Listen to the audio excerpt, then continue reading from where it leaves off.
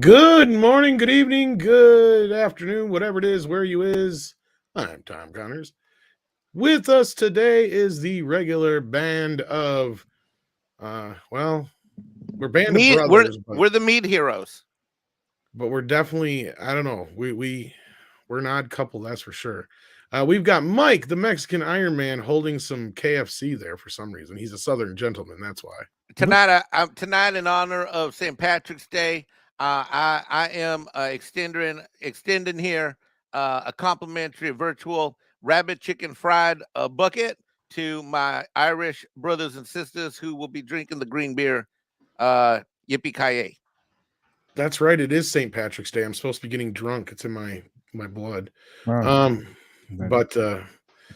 Yeah, I forgot. I'm not even wearing green. Well, it's kind of a gray. It's not easy being green. What if there's green in your underwear? Then you need to go to the doctor. You definitely need to go to the doctor then, Mike. Okay. Get back. Not now or tomorrow? Well, soon. And speaking of doctors, we have one in the house. Script Doctor. How you doing? I'm doing all right. How are you doing? How's Canada treating you? The weather's getting nicer. That's much required. Yeah, we've had a decent couple of days stretch here. So that means we'll probably get some snow in the next few days. But yeah, I know how you feel. It actually got up to like 64 degrees here the other day for a hot minute. Wow. I know. I was like, should I send you I wish I had a pool. Should I send you screenshots of the temperature on the island this week? No, you're gonna fire me. You can seriously go fuck yourself. F myself. I was gonna finish the line. I knew because I would tell me to go fuck myself. And last but definitely not least, the one, the only Culture Casino. Hi everybody. Hope you're doing well this evening. How you doing? I'm good. I have videos to record. I have things to do. I have business to conduct. I have things to sign, and then I have places to be. I will be on the road on Wednesday, driving to San Antonio to hang out with all of my Texas friends. So cool. I'm pretty excited. Yeah. Deep in the heart of Texas. Exactly. Here, I'm gonna make you feel at home right now. I'm gonna change my avatar. Oh, there you go. That looks like a proper attire for a cotillion or something. What? No. This is my southern. This is Tex-Mex Iron Man or Mex-Tex Iron Tex. Man. Is there? So we have Taco Tuesdays, or the Thursdays, or what? Like Diversity Thursdays? No, I don't think so. Representation. Well, today would be green beer and I know beef, but but you don't really want green taco meat, though, do you? No, you have corned beef, man. Oh, corned beef tacos. I got you.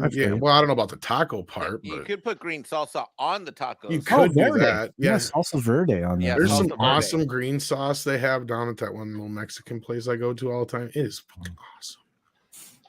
See, why don't we have Friday flan? It's Fish Friday, you moron. Oh. Yeah, and flan is disgusting and gross. What the fuck is a flan? It's disgusting and gross, and you don't want any. It's okay. I've used 10 F words now, and it's not even 5 minutes. It's a traditional custard dessert for Hispanic folk. Yeah, and it's disgusting and gross, and I hate it. All right, well, yuck. Here's a newsflash culture. I'm like Mexican, but I'm not like that Mexican. You know what I mean? Like. When I've joked around that I'm probably more Mexican than Mike, it's not really a joke, probably. Well, it's probably true. I was thinking the other day, I'm like, the amount of Mexican food I consume on a given week, I should be an honorary Mexican. That's what I'm saying. I can't speak it, but I can eat it. I'm more of a shrimp grits kind of guy now that I'm here in the South. Shrimp grits? Yeah. That grits. Sounds just nasty. Oh my God, it is so yum, yum, yum. Okay, so Tom, that's what I thought. Okay, you take your shrimp and they're like little, swimming in the ocean. You crack the shell, you boil them, and you're like, okay, so that's one thing. Then over here, you have your grits, and then you put them together like a car accident on the stove, and then they're kind of like the show. You know, it's like, remember Reese's Pieces, like peanut butter and chocolate? You didn't know they were good together? Well, that was a no. See that you Yes. can't even compare. Yes, it's like Reese's peanut butter cups. So imagine the shrimps going down the street, and then all of a sudden it runs into a bowl of Yeah, grits. but grits. Well, maybe. I suppose. Maybe. I guarantee you, when you come visit me this summer, because you are going to come visit me this summer, and I'm going to take you to this place, and you're going to be like, and you're never going to want to leave or not eat shrimp and grits. Now, had you used bacon and chocolate, then we could have talked, Mike. Okay, you know how I know I'm right? You know how I know I'm right, Tom? Look at Jane Theory right there. Well, but Jane Theory, okay. Look, Jane Theory is an authoritative voice on all things. So I trust her. All right. Well, except Jane's in the house. Well, hello. Yeah. I like food. You so like food? Yeah. So if you take me, into Louisiana, I will eat your shrimp grits, but I'm going to be eating gumbo. Like, is that how they say it? Louisiana. Sure. You just said it. Why are you on me right now? Because you're so mean. You know what? We got to fix this thing right now. Look at that. She even put 4-leaf clovers in there. That's awesome. Thank you, Rachel. Rachel. Let's say hello to all these kids in the house. We've got, let's see here. We got Tim Hayes. We got Ham Dinger, who says we're late. We were a little late. Sorry about that. My bad.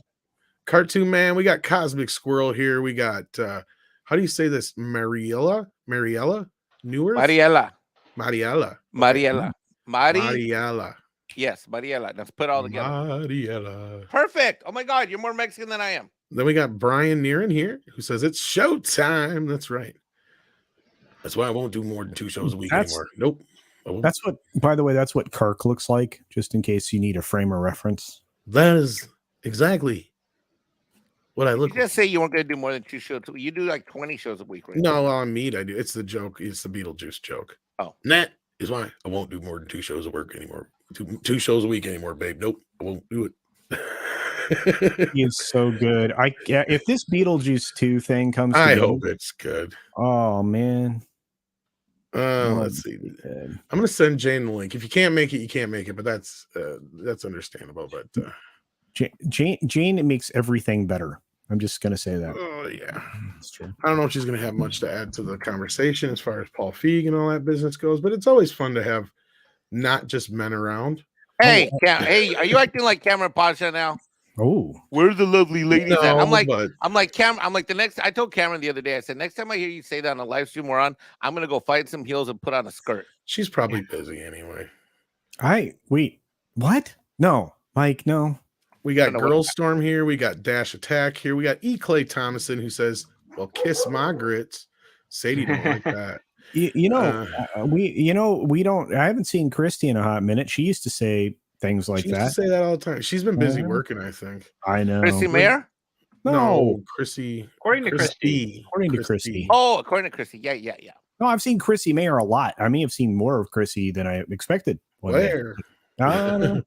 War Monkeys here. Keely Chow's here. Cartoon Man. I think I said that already, but hello again. We got Sean Stackhouse in the house. How you doing, my friend? We've got Dr. Dragon here. Oh, Jane went and sent us a super sticker. Oh, let's see what it is. Let's see. It is a keep it up with a pair. Aw. Yeah, Chrissy Mayer has a new comedy album available right now. Does she? Awesome. Yeah. I remember she was going to be recording that. Yeah. We got Stephanie here. We have Holy Hand Grenades. We got Night of Snoke here. He wants to know what Marvel characters from comics, etc., can't they use in the MCU, Marvel TV, and vice versa, DCEU TV. As far as DC, they can use whatever they want. Yep. They kind of hold on to Batman just because he's kind of important. He's kind of a money maker. Yeah, so they don't like to put him on TV too often. What were you saying, Mike? Because he's awesome, Batman. That's true. As far as the Marvel characters, I don't think any of them are off anymore. Because the only one that's technically out there is Spider-Man, and now they think they got the rest of them back. Yeah.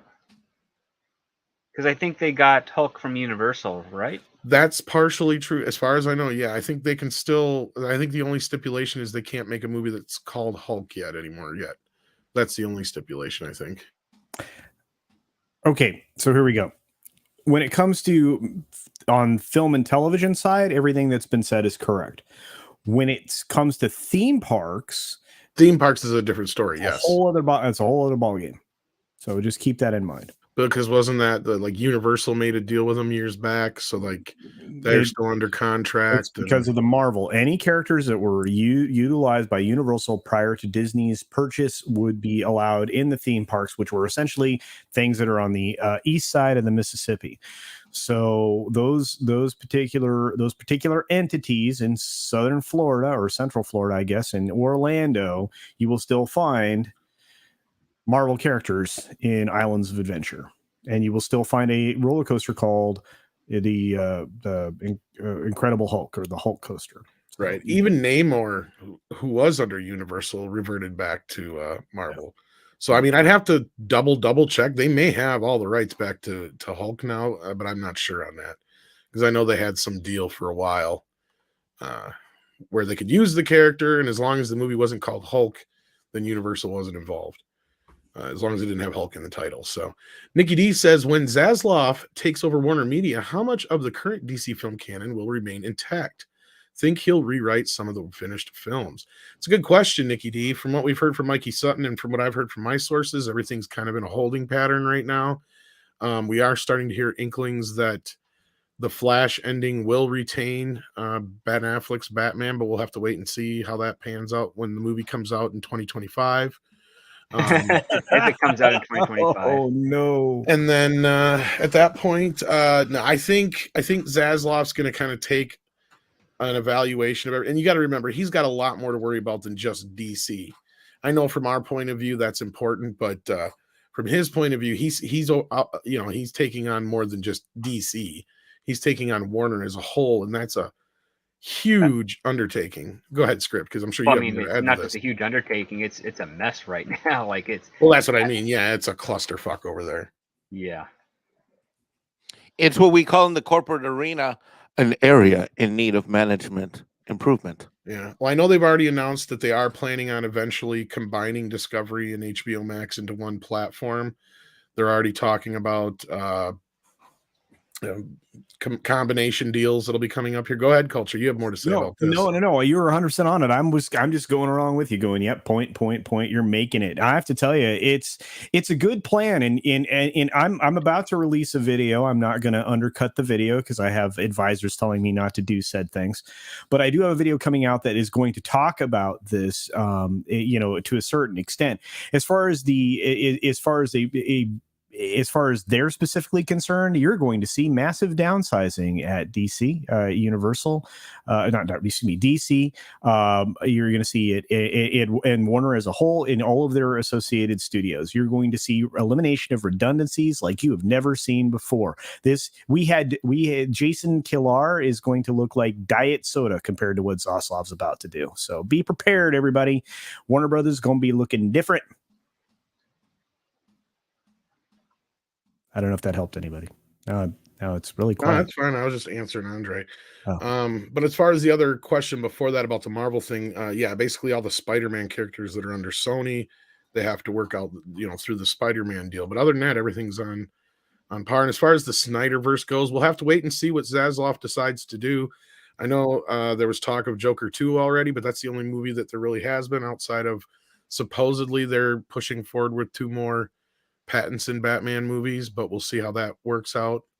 I don't know if they've been officially announced, have they, or they just been they've just been rumored, but I mean, it's hard to say at this point. Well, it did cross 500 million, so I'm thinking that's not bad. I mean, that's kind of a given for a character like Batman anyway. So, but in this climate, you got to give it credit, regardless of how we feel about it. And chances are it's pretty much going to get a sequel then. Well, but on the heels of Spider-Man, I'm sorry, it performed much slower to that level. I mean, basically, according to current data as of this moment, absent some international numbers that lag, it's technically only at 484 worldwide. That's 15 million. Nah. I'm just saying. No, I hear you, but it's not going to hit that billion. Oh no, I can tell you that right now. No, and they were touting like a 50% fall off week over week or weekend over weekend. And I'm like, you're touting that. And then, the thing is, wasn't a 50%. If you go by the actual day, start date numbers to then, it's more like 66, 67. I was going to say Friday was like a 61% drop, wasn't it? Script. Well, the 11th, when on March 11th, it dropped 67%. Yeah, that's not good. Yeah, but it only fell 35% week over week. Well, it just means Saturday. it plays better on days where people can actually go to the matinees, as opposed to Fridays. It's a 3-hour matinee. Yeah, exactly. And speaking of matinees, a man who knows matinees like no one else. Oh, hello, Robert Meyer Burnett. Thank you for coming, sir. How's it going? I'm happy to have. It's been too long. How are things going for you? Moving. I was going to say, I don't know how much publicly you've said, so I didn't want to really. Oh yes, specify, moving, which is good. I mean, the house that we've been in for 5 years, we are leaving. We rented this house and we have to go. They're selling it, and so I don't have a problem leaving. Well, and I didn't know publicly what you had said, so I didn't really want to get into specifics, but I just wanted to see how things were going. But glad to hear that things are moving along. And we were just about to take Gino X's super chat here. He says, Flash movie erases Jared Leto out of existence. Everything else stays. I'm sure many people would be happy with that outcome if that were the case. Oh, no. We were just talking about kind of the little bit of the future of DC, Warner Brothers with Zaslav coming in. And actually, that's kind of a good segue into one of our main topics today. We're going to talk about that. I think you may have something that's, I'm glad you're here because you're the Bond man besides Mikey, I know. MGM, the deal went through. Amazon, $8.5 billion. Yeah, I know. I think that's a good thing.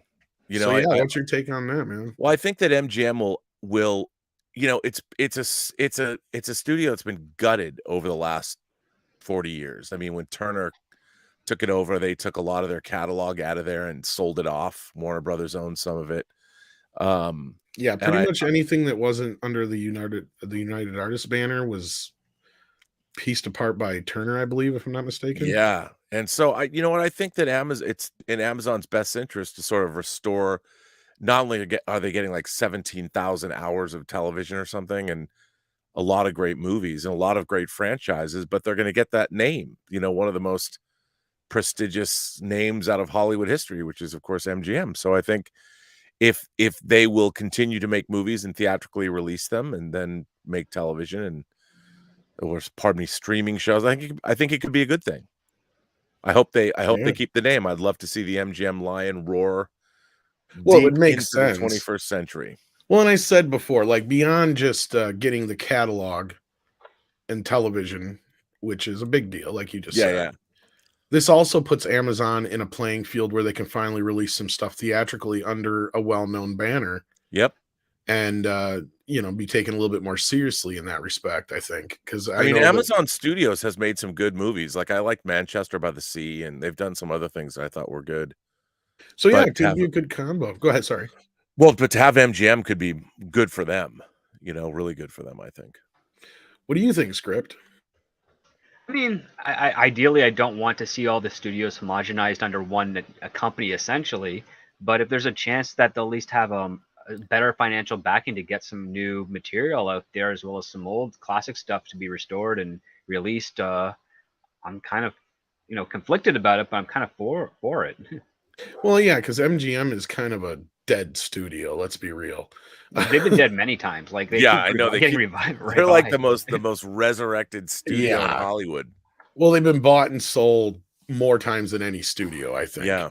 I don't even think I can even count the number of times on one hand in the last 30 years that they've changed hands. I mean, they were for the longest time. I can't remember the guy's name, but he owned it for the longest time. But then, it's been sold out through from the end of the 80s into from the Turner buyout till all that kind of stuff till now has been at least a half a dozen different owners, I think. So no, I don't think this is a bad thing for MGM overall. And Amazon could use this gives them, I'm sure, the Bond franchise underneath their belt as far as probably get some access to that, and and the Pink Panther and RoboCop. Basic Instinct. Yeah, Basic Instinct. Come on, man. Basic Instinct 3. Oh god. Has it I almost wanna- been the same as many years as between basically Do we 1 and really 2 want or Graham 3? Sharon Stone in that? It has though? been about that much time, but you know what? Sharon Stone can still pull it off in my book. You think so? She needs a young student. She needs to teach a woman Margot Robbie, and maybe you're talking. in the social media. You know, there's a Mexican actress that I forget her name, but when she was in something like 10 years ago, I'm like, oh my God, they've got to do a reboot of Basic Instinct with this actress as Catherine Trammell. But something, teaming up of serial killer femme fatales. I'd love Right. to see something like that. Well, and on the RoboCop note, I'll tell you this right now, because I mean, if they're smart, they'll go back to Neil Blomkamp and say, "We're sorry, even though we had nothing to do with this. Now will you come make that RoboCop movie you were talking about that never happened?" Yeah, you know what? I want to see something new. What are they going to remake in 20 years? Yeah, I know, right? Well, I mean- no, I hear you there, Robert, but I mean, I'm sure that a lot of what you just said, like a lot of their stuff that Amazon would release just under their normal banner, they'll release under MGM now and probably do some theatrical releases of original material. So, That's hopefully we will get some franchises out of that. It's just like I honestly, the other day I was thinking, wow, I was thinking about the 80s. Like this is the 40th anniversary of 1982. And in 1982, between mid-May and mid-July, 2 months, we got Conan the Barbarian, The Road Warrior, E.T., Star Trek II, Poltergeist, Blade Runner, The Thing, Tron. Oh yeah, in 2 months. 82 In 2 months. There's and it's 40 years later. What are we getting? There's 3 years in the 80s that were very like pinnacles in movies. Now it was 82, 84, and 89. Those 3 years specifically. And you're right. A lot of this stuff, and Andre and I have made this point too, is a lot of the stuff that we get now is all from that era. Like we're not getting anything else. A lot of it comes from that specific era. A lot of it's from that 80s era. And yeah, 82, it was a year that we don't get those like kind of years anymore. Same thing with 84. Like you just said, we had, for instance, in 84, we had just in the same weekend, Ghostbusters and Gremlins drop in the same weekend. And both of them were huge, huge hits. And they were all this stuff was original. Aside from it was all original. Unfortunately, the landscape has changed so drastically in terms of what is allowed to get made now.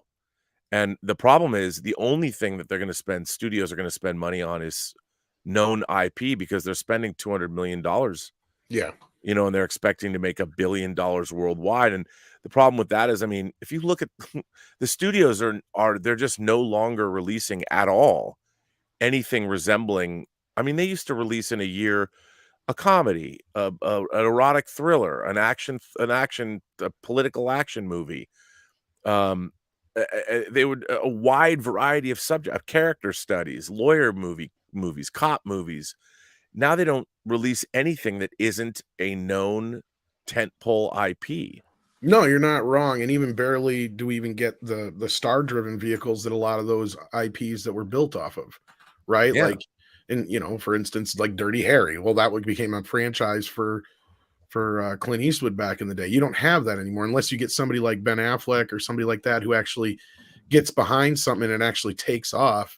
You don't really often get those new, like John Wick is one of the few that we've had in the last 10 Yeah, and look, years. that made a lot of money for Lionsgate, and they're making 4 and 5 at once. Yeah, that was something new. And we lack leadership in Hollywood at the highest levels that values, from where I sit as a fan, creativity, skill, and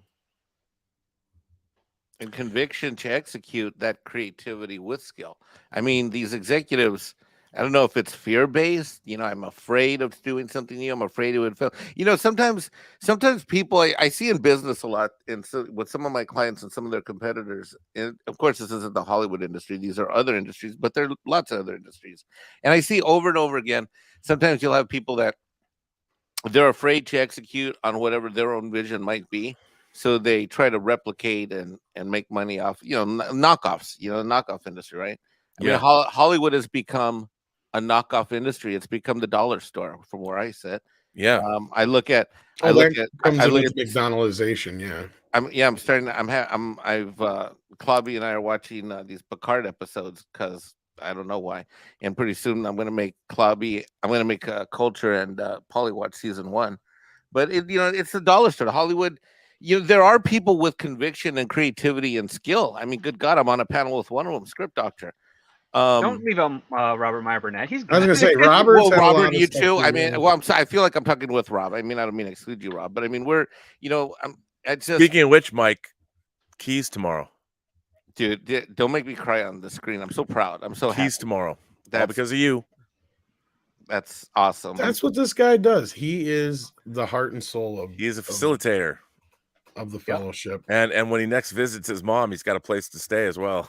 Oh man, thank you so much. Details to remain confidential, but I'm so excited for the move because it's going to take the Post Geek Singularity to a whole other level. Okay, you're distracting me now, but I love you and I'm proud of you.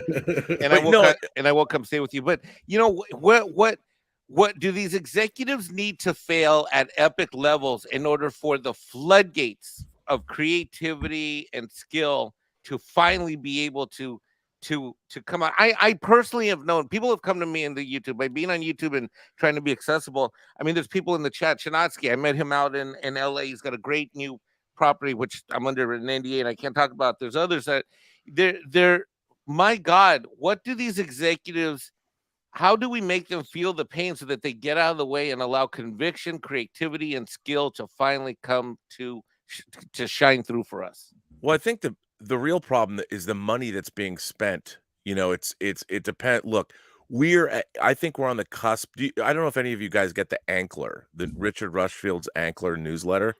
There was a really interesting, you should subscribe to it because it's pretty good. There was a really interesting article today about streaming and Netflix, and a very, very successful Hollywood producer told me about 6 months ago, he said, the streamers are spending 100 to 150% of their income on content. Yeah. And that's not sustainable at all. Yeah. And culture knows what that's all about. Yeah. Sorry. No. So what is going to happen is there's going to be a contraction in production and everything. And it's like musical chairs, and people are going to be left. Everyone thinks that now the getting's really good, so we're going to just spend. But when it comes right down to it, the actual numbers and all of the realistic expectations are wildly inflated, and the streamers have to get back down to spending 35 to 45% of their income at best, because people are going to want to see. Right now they're deficit spending, and how much debt can you incur, or how much before somebody says, hey, we have to make a profit. And I just think that chasing after, like, can you imagine the studios used to make movies for 20, 30, 40, 50 million dollars? I mean, The Hunt for Red October, which was a $65 million movie, a big adaptation of a Tom Clancy novel and a great kick-ass movie, that was what the studios would make. And a movie like that could make 250, 300, 400 million dollars, and that was a huge hit. And nowadays the studios are like making $200 million movies hoping to make $1 billion. But what kind of business is that? Wouldn't it be better if you made 10 movies less than $100 million and each one of those movies potentially could make $1 billion, as opposed to swinging it? Like, why not? It's such a weird thing to me, because like Warner Brothers can make all different kinds of movies that are going to feed HBO Max and get a theatrical release. But everybody's this whole idea of what the expectation. I'd love to start like a Blumhouse studio. Oh yeah, where you make a movie like for Invisible Man for $8 million. Lee Wanell does it for $8 million, and it makes $100 million. That's how Miramax and Dimension worked so well for so long, right? Yeah. Like, and actually, it's kind of funny because I've been deep diving into Canon Films and a bunch of stuff for our He-Man video that's coming out, and I mean, basically all the stuff you guys are talking about, the lessons can be learned in there. But what happened to them guys is they got greedy, and they went and spent too much too fast, and they started out with the mentality that Robert's talking about, is like, why would we spend $30 million on one movie when we can make, $31 million movies and make tens of millions on each, and have a huge, working capital to work with and stuff like that. Well, then they got greedy and they started making more and more cheap shit movies. And then they thought, well, the only way we can pay for these other movies now and the debt we have is by making movies like Superman and He-Man, and they spent God knows how much altogether on over the top, because they spent $12 million alone just on the Sylvester Stallone arm wrestling movie. And at that point, it's like funny, because I know it was over $40 million, and then a few years before that, you had Menachem Golan saying, I wouldn't know what to do with $30 million, and here he is spending over that on this movie that ended up being one of the biggest flops and hilarious flops of the 80s as far as how bad it played out. Yeah. But that's kind of what happens to these studios, is they get, you got to have that big money maker to pay for everything else, basically. But Blumhouse, Jason Blum had that 5 million or less, and if he made a good movie, then he would release it theatrically through Universal. And then they have a franchise like the Halloween movies they'll make for $20 million, or an M. Night Shyamalan movie or something like that, and they get it. They're doing great. Well, business. The Halloween movie was one of those flukes. Right, yeah. Because that movie alone made more than the entire franchise pretty much had to that point almost. Yeah.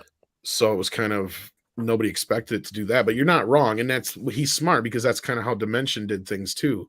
Yep. Is they would make these movies, they would sit on them for a while. As soon as one of these kids that was in them would become a huge star in something else, then they'd have something ready to throw out there, and it'd be, some cheap schlocky horror movie or whatever, but it would have the new big star that's in whatever TV show or movie that just came out, and they'd cash in on that now, and the movie cost nothing to make, but they're making $100 million off it.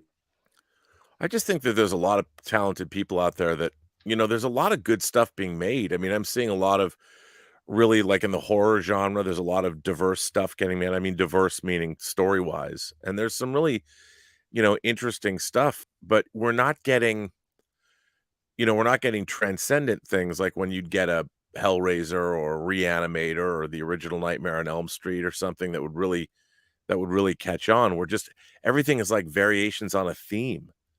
And I think there's very few people that have done stuff that is really unique and original.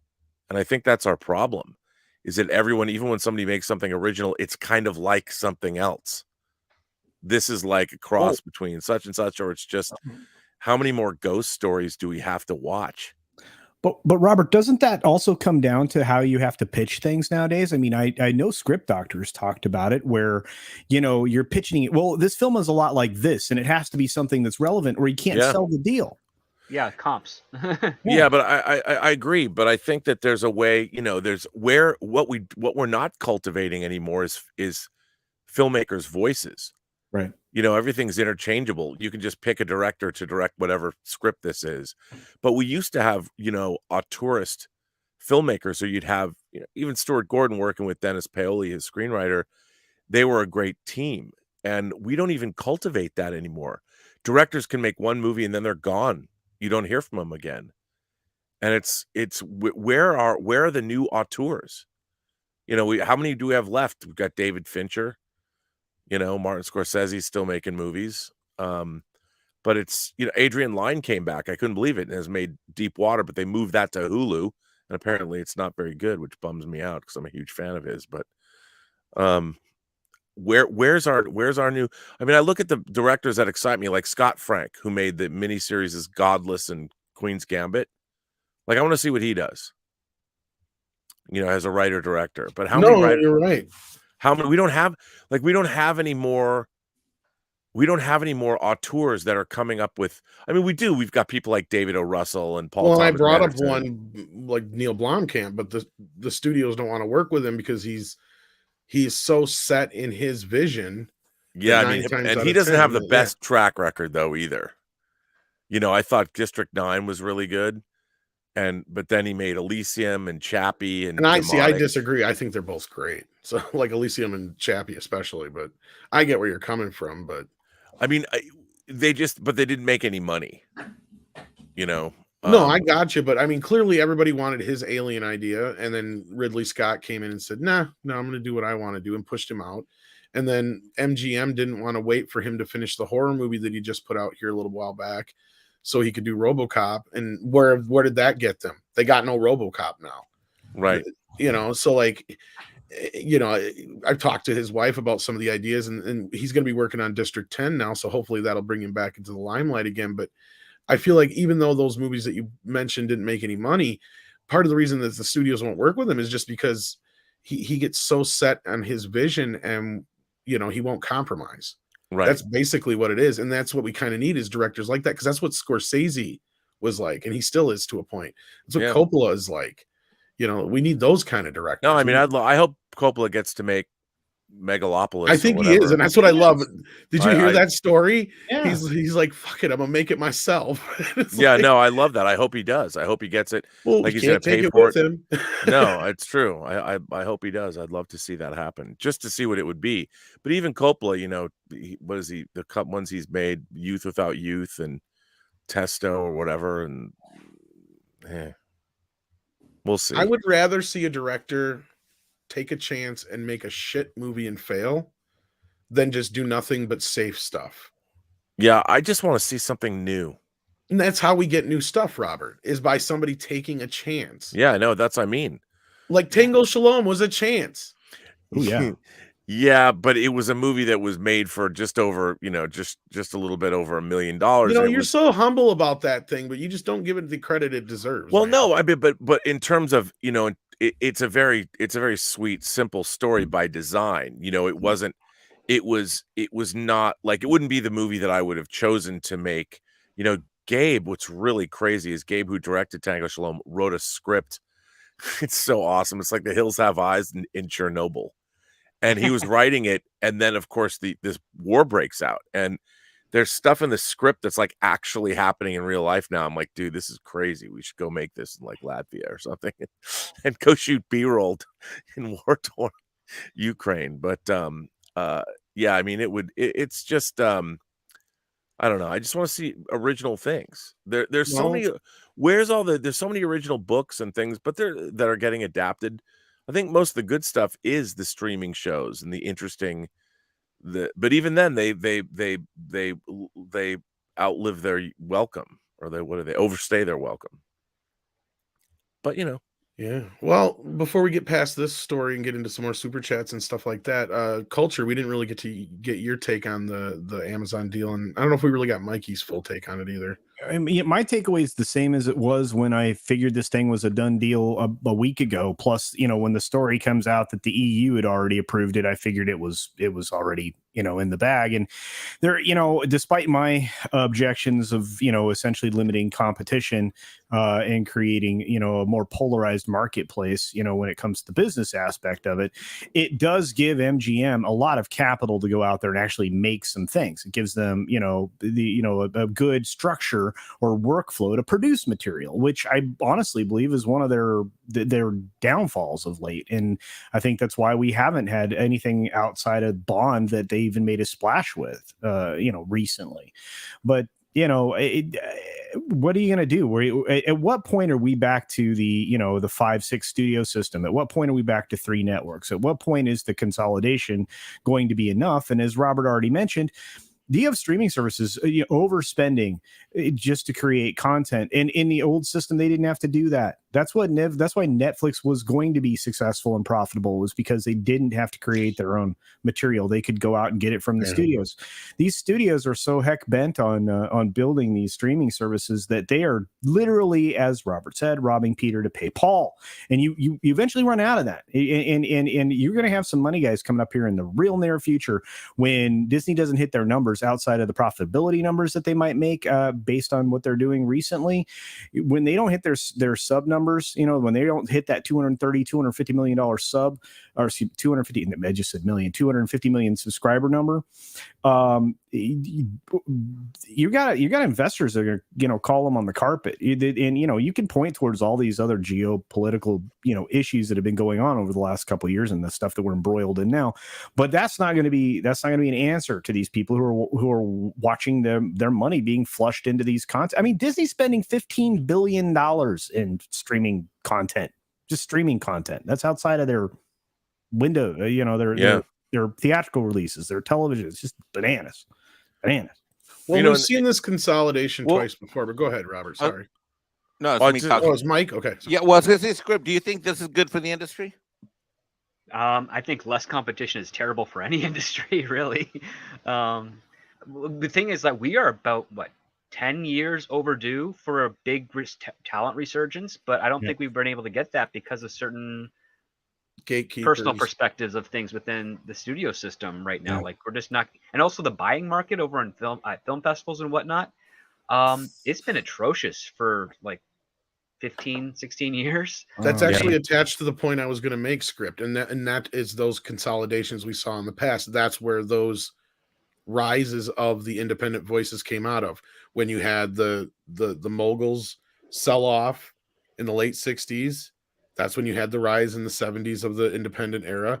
You had the same thing again in the 90s, and then we kind of had a smaller version of it, like what was it, 20 years ago now, almost, with like a few guys. You had Paul Thomas Anderson and a few of the other. Well, of course, he's been around a little bit longer too. I mean, we had a minor one, Eli Roth and some of those guys, but it wasn't nearly as big as the last time. And maybe some of the gatekeeping started then. But I think you're onto something, because that's what I've been saying for a while too. Is we're way past that era where we should have a bunch of new independent voices come up, like the Tarantinos and the Scorseses and so on. Yeah. I think a lot of it too is because the very fabric of our society has changed, where movies especially are not as important as they were in the 20th century. I don't think you're wrong. It has become nothing but just content alongside other things, and that's kind of the problem. Yeah, with and a lot of this, I think the you're rise right. of video games. I mean, I look at something like Ghost of Tsushima and all the time and effort that was put into a game like that. Or now you have what was the Elder Ring or whatever, that Yeah. Elden that just came out, and before that, what was the other one, Kingdom something, the second game in that series. I That don't know. came out. It's not on the Sega Mega Drive, so like Andre, I have no idea. It's people know that it was another game that came out like a month ago or something, and people are just as excited now for video games as they are for big movies, and I think that's the entertainment. Movies are really the art form of the 20th century, and the 21st century. We used to look outward for stuff, and now all the stuff is coming into us. Everybody wants things that, well, I want to see myself in that, or I want this to be the way I want it, as opposed to, it used to be like we would go out and find things, rather than now everything is coming to us and we can filter everything out just so we immediately get things that we want, as opposed to looking at things that maybe we had never considered before. And then, the old adage of something, you're being told what to think about, not what to think. And now everybody's telling us what to think, who to think about.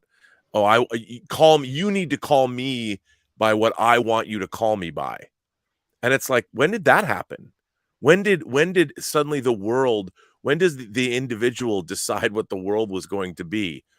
And when you've got only individuals telling you what's happening, well, where's the world itself? What's out there? Rather than have the world meet you on your terms, you should go out and meet the world on its terms. And I think that's become a big problem. I think that's a Right. result of parents no longer saying you're not the center of the universe to their kids. I mean, Yep. that's basically how I see it. Yeah, and I agree. The educational system, things have now changed. Let's tailor education so people don't feel bad. I'm like, In the press release that announced this, I sent to Tom Connors earlier. I mean, obviously this thing's going to happen, and it did say that there's an understanding that theatrical. This is what I'm going to quote: "This theatrical releases and supportive films will be determined on a case-by-case basis as related to releasing on Amazon, and not all MGM content will become exclusive to Amazon's Prime Video platform." wow. I find that Well, kind of they have to fascinating. honor whatever licenses were already out there too, I'm sure, for however long. Yeah, but in terms of the new, yes, I agree. Right. In terms But of it also brings in revenue in other ways. That's the thing, is it's almost like a snake eating its own tail with this streaming service. And I think that's part of what culture, and even me to agree, and others have been saying for a while, is that, yeah, it was great for Netflix, the situation for the studios, because Netflix was the one paying for everything. Now, when you got your own streaming service and you got to pay for your own stuff, and what's your other choice? Well, it is to farm it out to somebody else. Well, then you wind up a situation with like Yellowstone, where you have a show that's produced mostly by Paramount and it's a big hit for them. Well, instead of being able to have that on Paramount Plus, now it's over on the Universal streaming service. So yeah, you'll have that problem too. And joining us now is the smooth voice of Valiant Renegade. He's late. He's always late. Except for I'm sorry. on 4K for you days. I know. I just saw the link. I'm actually working on another video for tomorrow, and just kind of got a heads up. I'm like, oh, let me check Twitter. I'm like, oh crap, MEAD's on. And then there was the link. So I'm like, let me stop for a second. I was at a good breaking point. So yeah. Well, welcome, sir. We're glad to have you here, and we're actually about to get to some super chats. We were just talking about the MGM news. I didn't know if you had anything to add to that real quick before we move on, but yeah. I didn't get to catch much of the conversation. I did see the news today. I'm not terribly surprised. Suffice to say, I mean, especially after the European Trade Commission basically waved off and said, "Hey, we're good."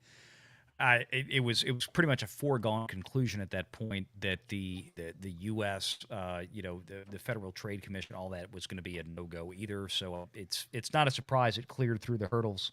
Amazon has a tremendous amount of money and power, but more importantly, there really wasn't an antitrust, anti-competitive issue here. It just didn't meet the standards legally required to create a kerfuffle. So, good on it. Let's see what happens from here. So go ahead and get your super chats. I know you got to do that. Indeed. Pilgrim Media said, what's wrong with George R.R. Martin, slacker? Well, your guess is as good as mine on that one. I think, I don't think he's ever finishing those books. No. You might be right about that. Nah, I think the boat has sailed on that one. Hillis Mallory says the next James Bond, Pee Wee Herman. I don't know about that, but he has the suit. Snail Messiah says, anyone getting In Search of Tomorrow? I have it already. I recommend it. Yeah, I'm waiting for mine to arrive. It's looking forward to it. I got the digital copy already anyway. It's great that they finished it. Good for them. Yes. And then we got a question from Night of Snoke. One more question. How would an American viewer of TV be able to see viewer numbers of our shows but played in other countries? Where would I look? Thank you. Culture, you with us? Valiant, one of you guys may be able to answer this? Yeah, how would an American viewer of TV be able to see the viewer numbers of our shows but played in other countries? There really isn't.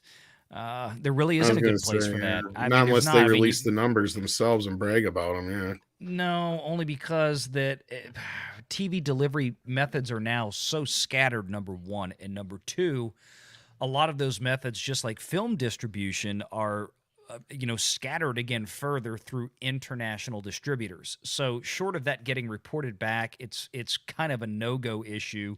The only way you're going to see at least some inkling of the success of international distribution is if these television and film studio companies and distributors actually break these sort of things out in like a quarterly stock report, which they're probably not going to do.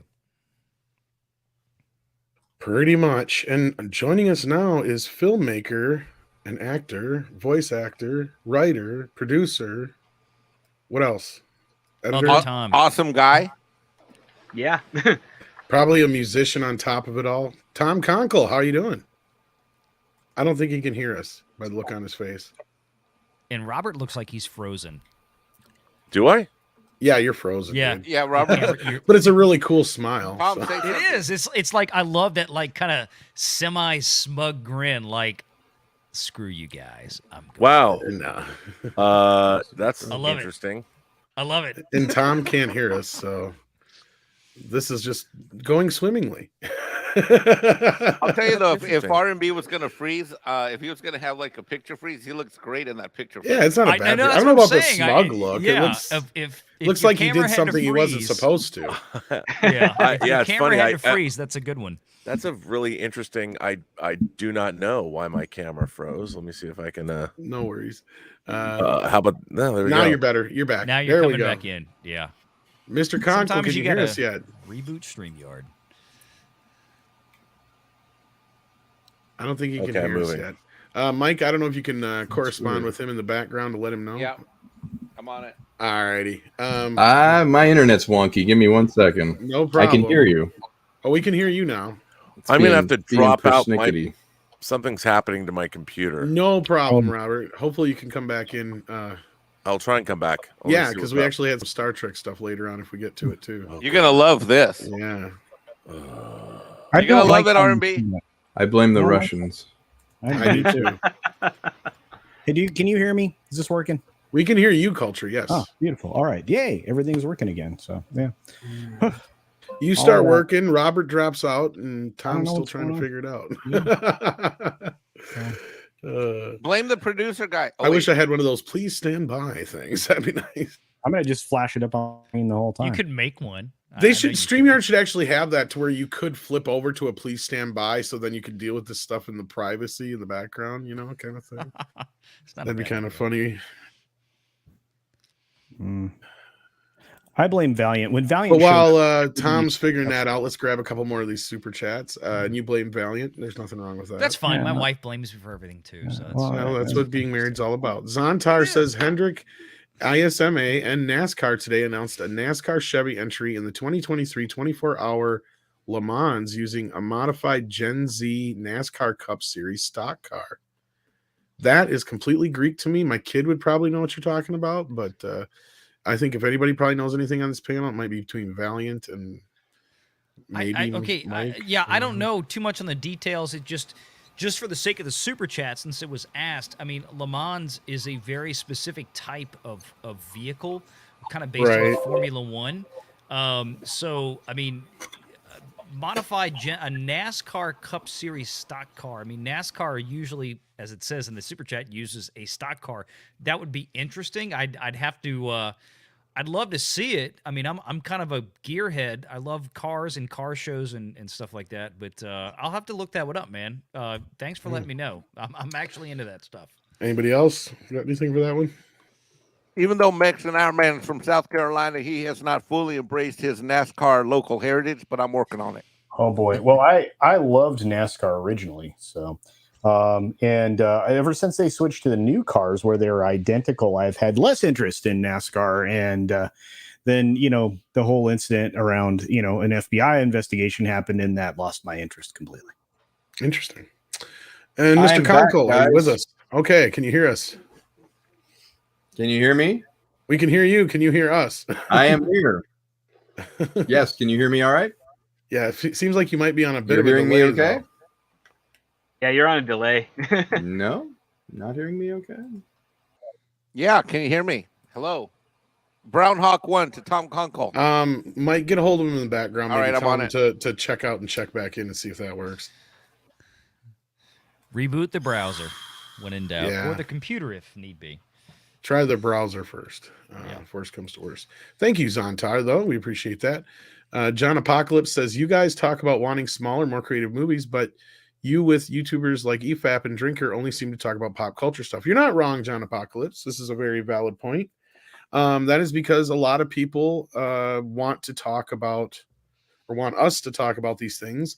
As far as Midnight's Edge as a brand or a channel, whatever, we cover genre entertainment. So that kind of falls in that category. Now, that doesn't mean we can't talk about original things, and we do from time to time. In fact, we've had our reunions like for Blood In, Blood Out, and a few other things like that. So, it's not like we haven't talked about smaller features. In fact, we brought on Tom to talk about his movie. We've talked to Robert quite a few times about his movie. We bring up smaller films from time to time when we do get a chance to see them. I know somebody brought up Malignant in the chat earlier. I know a few people talked about that movie in our community or fellowship, whatever you want to talk about it or call it or whatever. I remember I was a heavy pusher for the Fat Man movie last year. Or the year before, whatever, when it came out, and a couple other ones like that. So yeah, when smaller movies come along that we think need pushing, we try to when we do, and we definitely cover a lot of different titles on 4K for you, for instance. Valiant and I do, and then Script and I will cover all kinds of stuff on A-rated B movies and B-rated A movies, and sometimes those are not necessarily films that are sequelized or sequels, but sometimes they are. It just depends. But as far as newer films, sometimes it's just tougher to find them. And that's why we love to have like Chris Gore on, because he'll key us into specific great ones that we're not necessarily maybe aware of. sometimes it just takes some time to find them. But I we mean, I try to would talk say- about them when we do. Go ahead, Mike. I would add to that. There's a few specific examples. I mean, right now I'm helping George Molo put together his version of a Boba Fett. Yeah. That hopefully will come out in the next year and 18 months. And speaking of independent film makers, one of them's here, Tom Conkle. When I learned about his movie, I talked about it on every channel I could get on, and an R&B. So, Hello, all. hello. I was Hello. just talking about your movie. He's still delayed. Still done. Yeah. Oh, great. I've been fighting the internet here. I'm going to blame the Russians for that. Does he have the been locking thing up on me. playing in the Thank you background? for, Maybe is that what it is? Oh, no, because now he's frozen. Oh, shucks.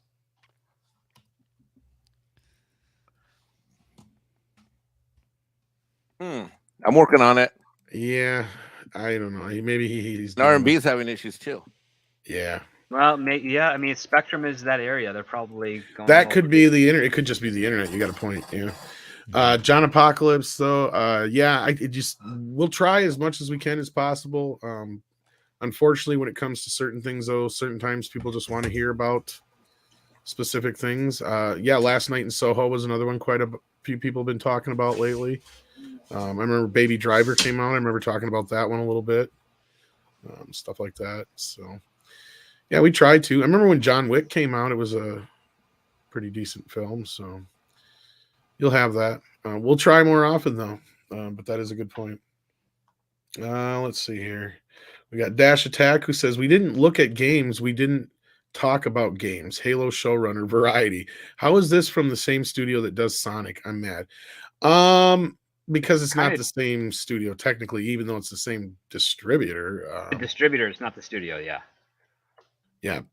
Yep, that's pretty much the case. Oh, now who dropped out? We lost Culture now. Now Culture's having issues. Lord almighty, everybody's having issues. And they're all in the western part of the U.S. That's what I'm wondering, if this isn't some kind of net thing. Now it'll roll Could be. through. Watch, that'll be fucking hilarious. Lord. Who's next in the line? I think it'd be you, Valiant, or me.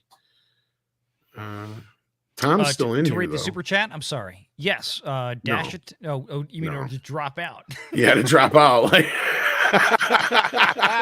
Shit, I hope not. I was gonna say, I think you're next in line, but I'm not sure. No, I'm gonna try to hang on here. Sorry, yeah, we lost. Oh, you Robert, can't we do lost shit about Tom. it if your net goes rolling, man. There's No. nothing you can do about that.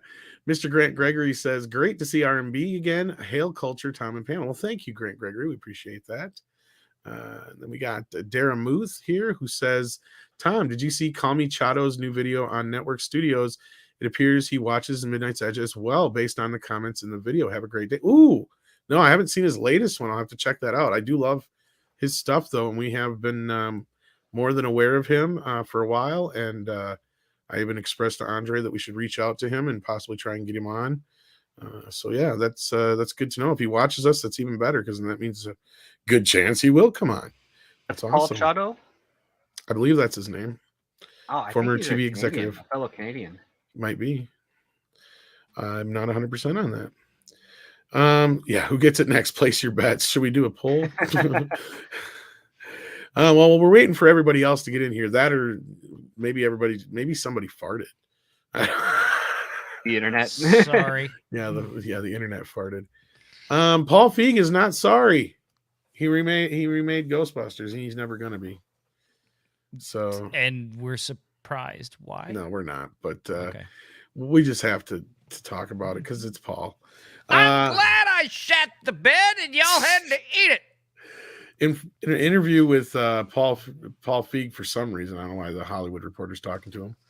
Because they have nothing fucking better to do. Pardon my French. Evidently, he's got 2 new shows out. Welcome to Flatch and Minx. But anyway, a female-led Welcome to reboot. Flatch. Okay. It's a reboot. I just thought you Of what? mispronounced Fletch. No. Like he dug Chevy Chase No. up out of the Hollywood grave. And okay. No. All right. And it says, was asked about the drama of his female-led reboot Oh, of course, Ghostbusters, yeah, and what he learned from the experience. Duh, never mind. So no, that he's working on 2 shows now. That's why he's sunk into television. He goes. Well, he started in television, so Yeah, well, he's gone back. That a lot of people have a lot of passionate opinions, and the internet allows them to directly express those opinions to you. It was a tense time in our nation's history. And I think we got caught in the middle of that. You put yourself in the middle of that. Had it been a few years earlier or later, I don't know if it would have hit like that. It was hard to absorb and quite an assault for me, because I'd always had such a lovely relationship with the internet. It took me back to grade school and bullies. The bummer is that all we did was try to make a movie and make people laugh. Suddenly it became political and it escalated out of control. Cry me a motherfucking river. There's so much wrong with this fucking. Oh my God. So much wrong with his statements here. Okay. I'm sad. I just, yeah. I'm he like still you, don't Tom. get it. He still don't get it, Valiant. And you talk to this man. You talk to him. He's your friend. I was as cordial as could be. He responded to me, and we had a brief, very cordial back and forth where I said, look, we can all be nice on Twitter. I get that, but I'm like, yeah, I mean, nobody really wants your movie. I'm sorry. But this is just, he is still trying to dig himself out of the hole he created with this. And it's just, dude, Paul, bro, God bless you, man. I hope you have a wonderful life. And I truly mean that.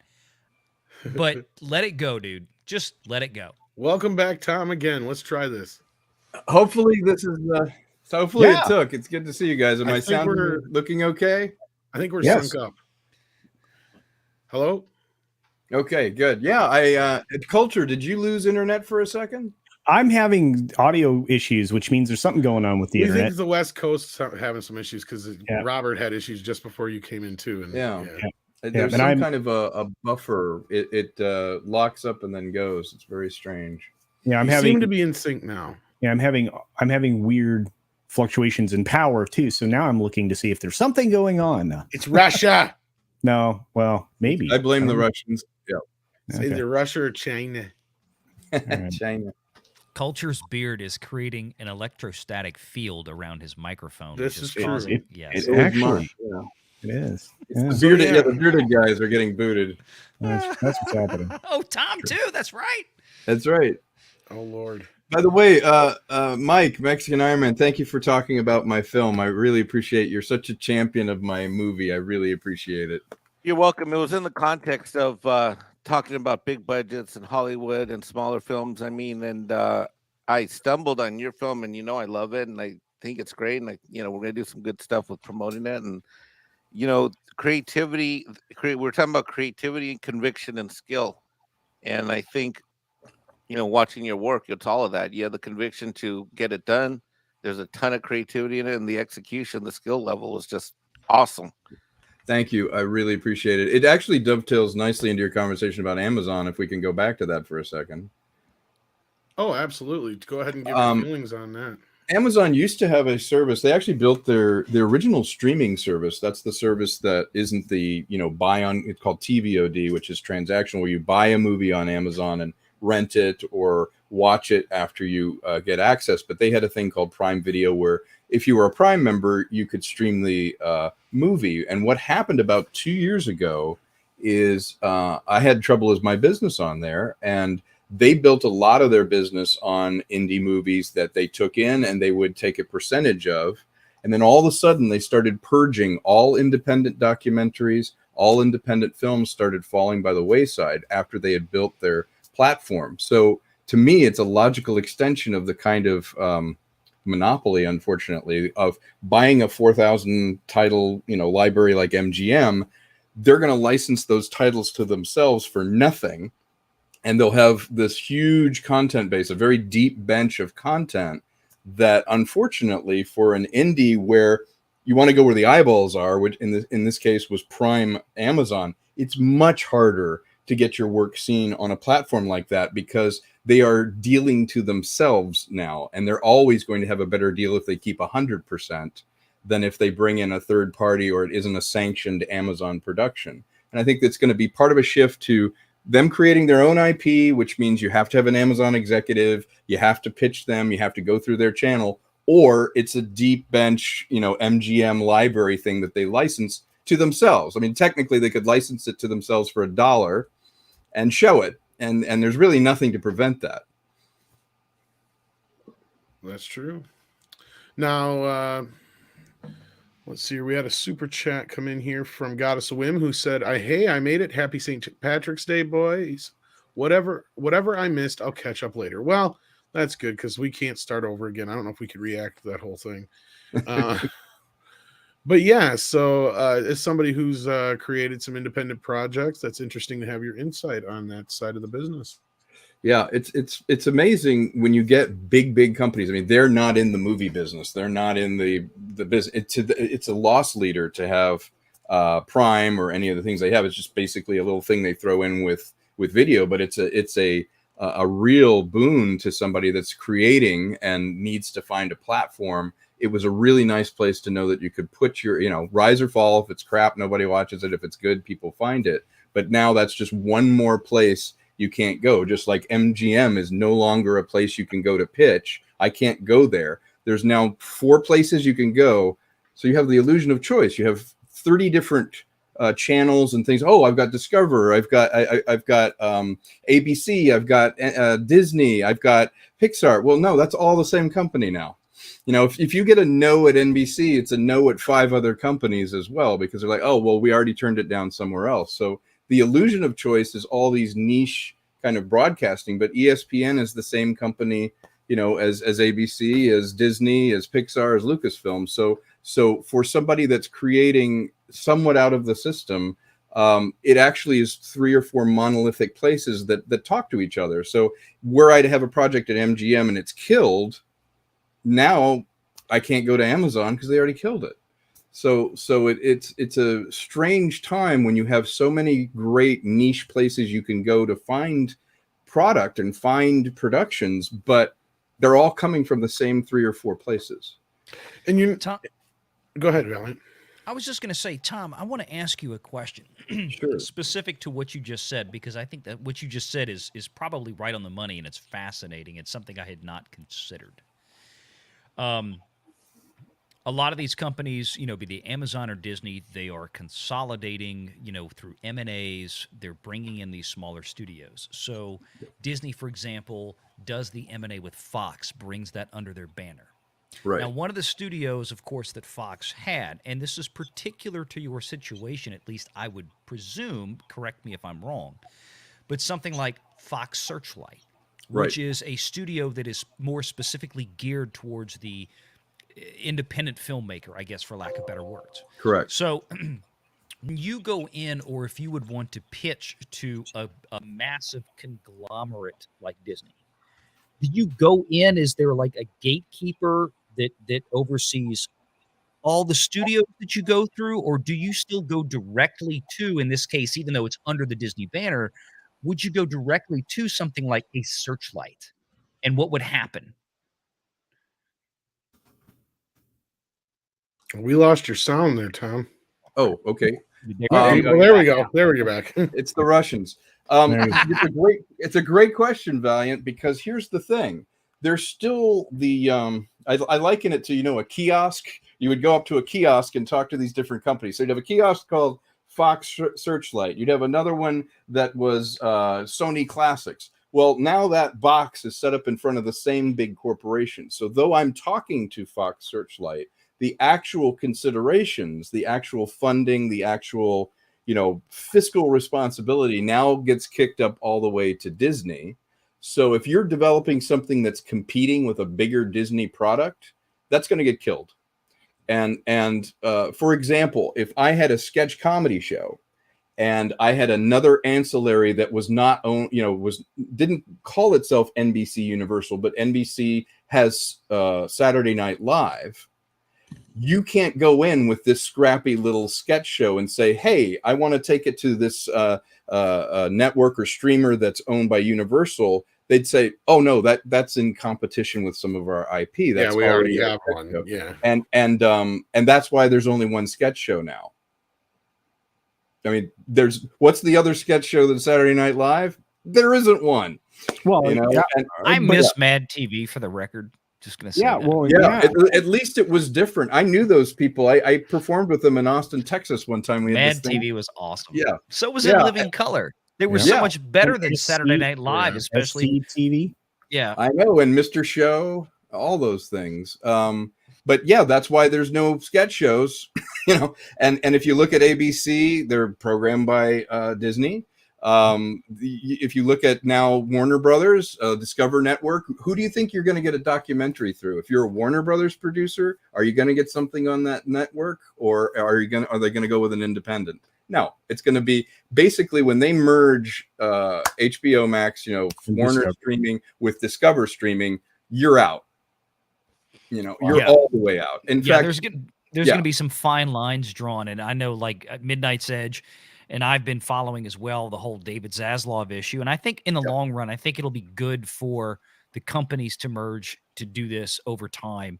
But yes, unfortunately, there is going to be some degree of, I guess, for lack of better words, and I do not mean this to sound callous in any way, but there's going to be, unfortunately, some degree of collateral damage, I guess, in that sense, to where the internal machinations of how this, traditionally would be fettered out if somebody would come in with a piece of new property to discuss, to put on there. It's like, well, you're not going to go on Warner, but we'll get you over here on Discovery Plus because Discovery is doing the documentary stuff, and we're going to keep Warner just for the big blockbuster type. That's where I think that's going to wind up going. I think you're right. And I think this goes back to what I was saying before, and part of what Robert Meyer Burnett was saying, and I don't know how much of this Tom heard, but that was where I was saying before, and Script Doctor was hinting at too, is that, you know, when we had all these surgence of new voices in Hollywood, like I said, all of them happened during the midst of these conglomerations and these buyouts.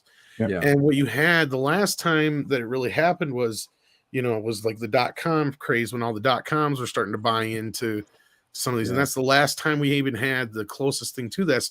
But the biggest time was, you know, the Tarantino era. We had Tarantino, Rodriguez, and all those guys come out of, and that's because they had Miramax, right? Yeah. But that was underneath Disney. But what that was almost its own independent thing with Disney money and Disney distribution and Disney advertising behind it. And that's right. But the Weinsteins, Bob and Harvey, they were able to just kind of do their own thing without any real interference. The only time they ever did get any interference was very rarely, and that was like The Last Temptation of Christ, Dogma. I'm sure there's like one or two other times, I'm sure, but like in those cases, they'd usually just buy the movie and then go sell it to somebody else, is what they do. And that's what you'd have. And you got maybe Blumhouse now, but I think that's the bigger problem, Tom, is that there's none of these other independent companies left anymore. And the same thing happened then, as a lot of them got soaked up, but they're not even running independently. That's what you're saying, I think, is the bigger problem, is unlike with Weinstein and those guys, when they were out there doing their thing, even though they were under Disney, they didn't have Disney breathing down their neck going, you know, you guys need to release this, or you need to have this many tentpoles this year, or, well, you guys can't release The Crow. We can't have that kind of shit on our plate, you know, or Pulp Fiction or something like that. You know, they didn't get involved with that aspect of it. You are dead on, Tom. That is completely correct. And something that I ran into that is fairly common, actually, is someone like a Netflix who, you know, at one point was very friendly to independent production, was able to get stuff in.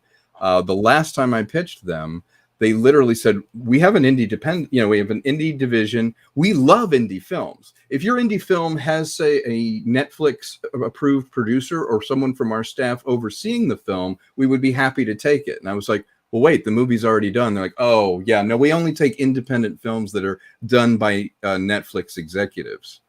And I was like, how is that an independent film? And they're like, well, we got to have oversight. That's not independent. Exactly. So because I didn't have a Netflix executive already attached to my finished film, I had no chance of getting it on Netflix. And that's becoming more and more common, where Netflix would rather swing for the fences with a $200 million movie than buy 200, $5 million movies. And the thought behind that is somehow, well, we're playing with the big boys, But then you look at their marketing, it's like they don't have any marketing. They don't even sell T-shirts for the movies they make. They don't have, there's no thing built around Netflix. It's completely disposable. You have enormous movies where they don't even make, toys from them. Tom, there's no metaverse for Netflix. Exactly. There's no metaverse.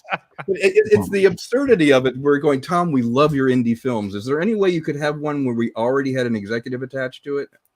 No, that's because it's independent. If I had Netflix money, I wouldn't be here. That's where you pitch them a new idea and say, okay, now get me a... Yeah, they say, oh, well, yeah, we don't do new ideas. Yeah, see, I know. And I hate to always use South Park as a reference, but that still is, it's so relevant. That episode of South Park with the Netflix episode, Tom, I'm sure you know what I'm talking about. And Midnight's Edge, Tom, I'm sure you know what I'm talking about.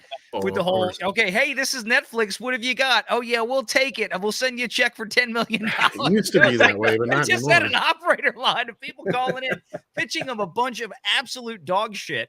And but that's the point. It was the spaghetti against the wall method, and there was nothing else besides put it on Netflix and then we're done. Moving on, next thing. Exactly, and Valiant, to build on that, this is fascinating too. Is I make genre films. I don't make like art movies or things for indies. I make like a thriller or sci-fi or whatever. They don't pay you until after the run. So, for example, 3 years in, you'll start to see first dollar. So how is it a business plan to say, hey, I'm on Netflix, but I have no growth for 3 years. I'll have no income. You get paid nothing upon delivery of the film. So you're basically in a holding pattern, giving them the film for 3 years. At the end of that run, they pay you a block sum. No matter how many people saw it, it's the same amount of money. This is for what they agreed to buy after production. Obviously, this is not something that they sign a contract for. Like, we want you to make this. Like, we know that they have done some big budget stuff. Obviously, they're not letting these studios float $200 million. We're just you're talking about the small, like, independent filmmaker. You come to them with a $5 million film, you won't get paid for 3 years. Shit. Yeah, that's not a business plan. As I told them in the room, that's not a business plan. What about, let me ask you, Tom, what about, I mean, if it's not a film, what if it's one, we see these things on Netflix, like they have a plethora of these reality shows or game shows or documentaries. Do those fall? I mean, obviously, usually those don't cost $5 million to put out maybe an 8 or 10 episode season.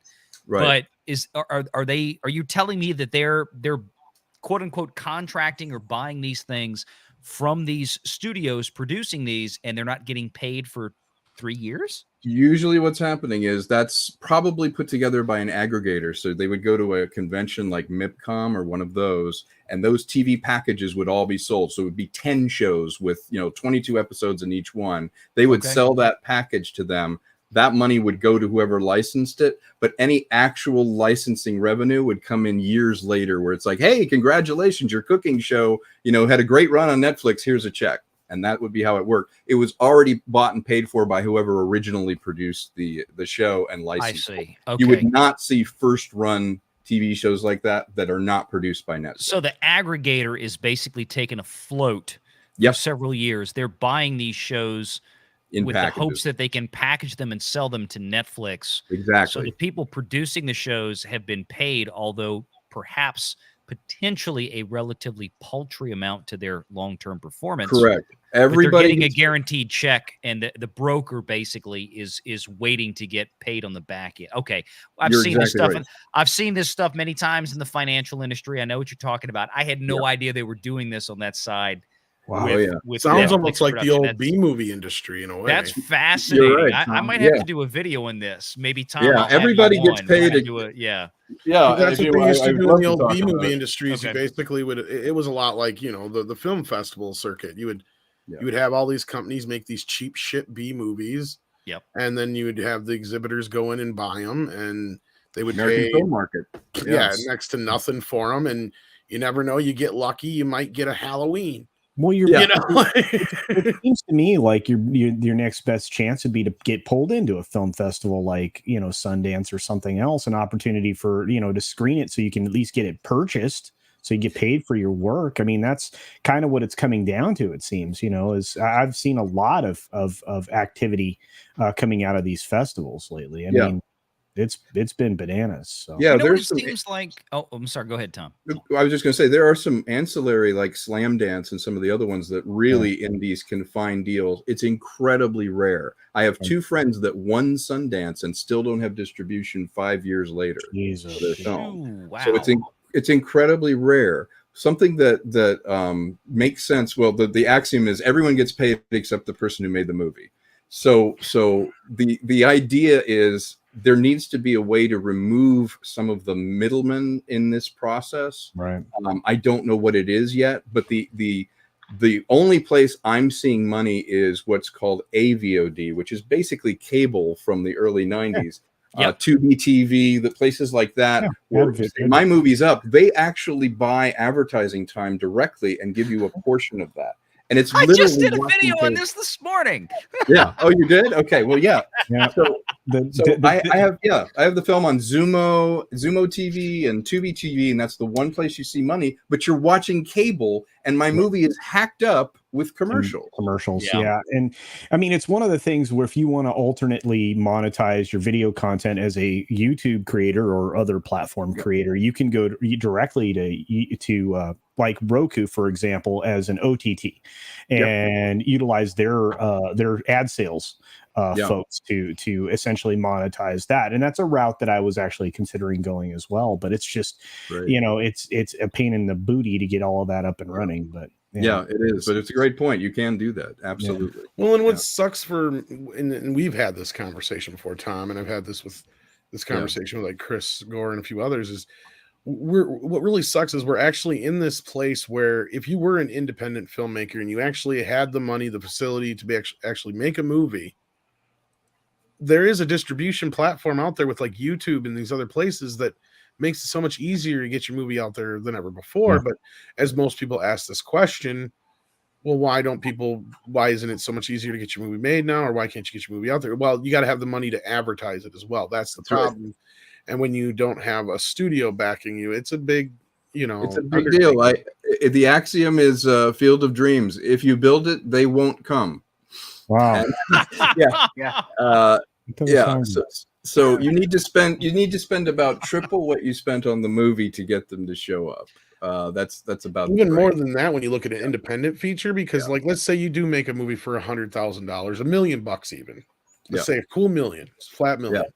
Yeah. You would have to spend no less than probably 20 million just to advertise your movie on a level to be able to try and get it to the point where you're possibly going to make any of that money back. Right. I'm going to give you a great example on that. And it's one that I cite all the time when I talk on my channel about box office returns and what people don't understand, not only about production costs, but about the marketing and the global P&A costs for these big films, and not even the big films. Yeah. And I always use the example, I will never forget, a movie that I absolutely loved, and not from an altogether, podunk studio. We're talking about The Nun from 2018, part of the Conjuring franchise. Right. And for those people watching out there, I know the people on the panel understand this, but we can go to places like Box Office Mojo. We can go to places like thenumbers.com and some other places that give us production costs, or at least what the reported production costs are. But global print and advertising, global marketing is a much more difficult to ascertain figure. We have studies from places out there, accounting firms like Deloitte, that do a lot of accounting and auditing for a lot of the big Hollywood production houses that give us some insight every now and again. But it's often hard to really discern. The Nun spent $22 million on a production budget for that film. $22 million. And that was actually pretty high for one of those contracts. For a horror movie, it was. Yeah. Now, the old school of thought would say, well, if they spent $20 million on production, then that means they spent about 50% of that again on marketing, $10 million. No, they spent Wrong. 3 times that. Yeah. They spent $90 million in marketing costs for The Nun. Now, they yanked in almost $400 million globally for that film.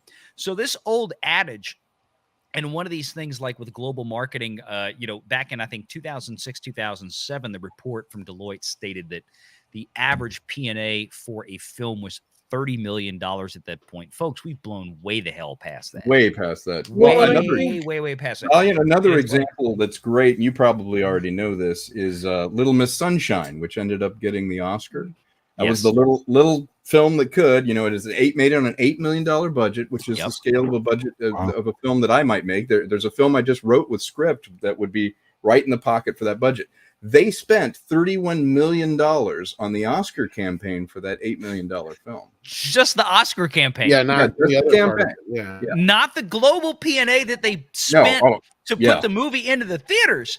Yeah. That was $30 million in addition to that shit. But they needed that because if the Oscar is worth that for them, though, at least it was back then. Absolutely. But that's where Weinstein came into play. Yeah, absolutely. And Tom's right. That's where Weinstein comes in. But that's what I'm saying. A guy like me, it doesn't matter how good I throw down or how good I make the film. If I don't have the build it and they will come, if I build it and no one sees it, it doesn't matter because the quality is not going to translate to eyeballs and awareness. There is so much, I call it picking gnat shit out of pepper. You have to find you have to find that. You have to find that pepper out of the gnat shit. And the way to do that is millions of dollars. Yeah. Man. No, and another side of this, not to steer the conversation in another direction, but this goes back to one of the original points that got us, the questions that got us to this point. The reason studios are so keyed in on franchises IP more than they used to be. Like, here's a prime example. Back in the 80s, let's go back to the 70s, actually, first of all. Sequels were not a normal thing. No, you had very few franchises, and not only that, 9 times out of 10, a studio would try to hide that they were making a sequel with something with the title. In fact, Jaws 2 was the first movie to have the Roman numeral 2, or not the Roman numeral, the actual number 2 in the title. Otherwise, they always had Roman numeral or no number in the title. Yeah. Godfather 2, an example where it just had the Roman numeral 2 or whatever, part 2 kind of thing. And that was a rarity. And even that got made fun of when it happened. Yep. Like to the point where back in the day, Friday the 13th, Paramount was so embarrassed by those, but yet they made so much money. That was the thing. But like back then, it was a diminishing return on sequels. Yeah. Studios they made sequels because they knew they could make at least 30% of the original film's box office back, maybe 50% if they were lucky. So that was the gamble on it. And it wasn't until you had the Spider-Mans and things like that where the sequels started making more than the original. That was the first time that ever happened. Because even the Star Wars films, go back and look. Star Wars made more money than Empire and Return of the Jedi.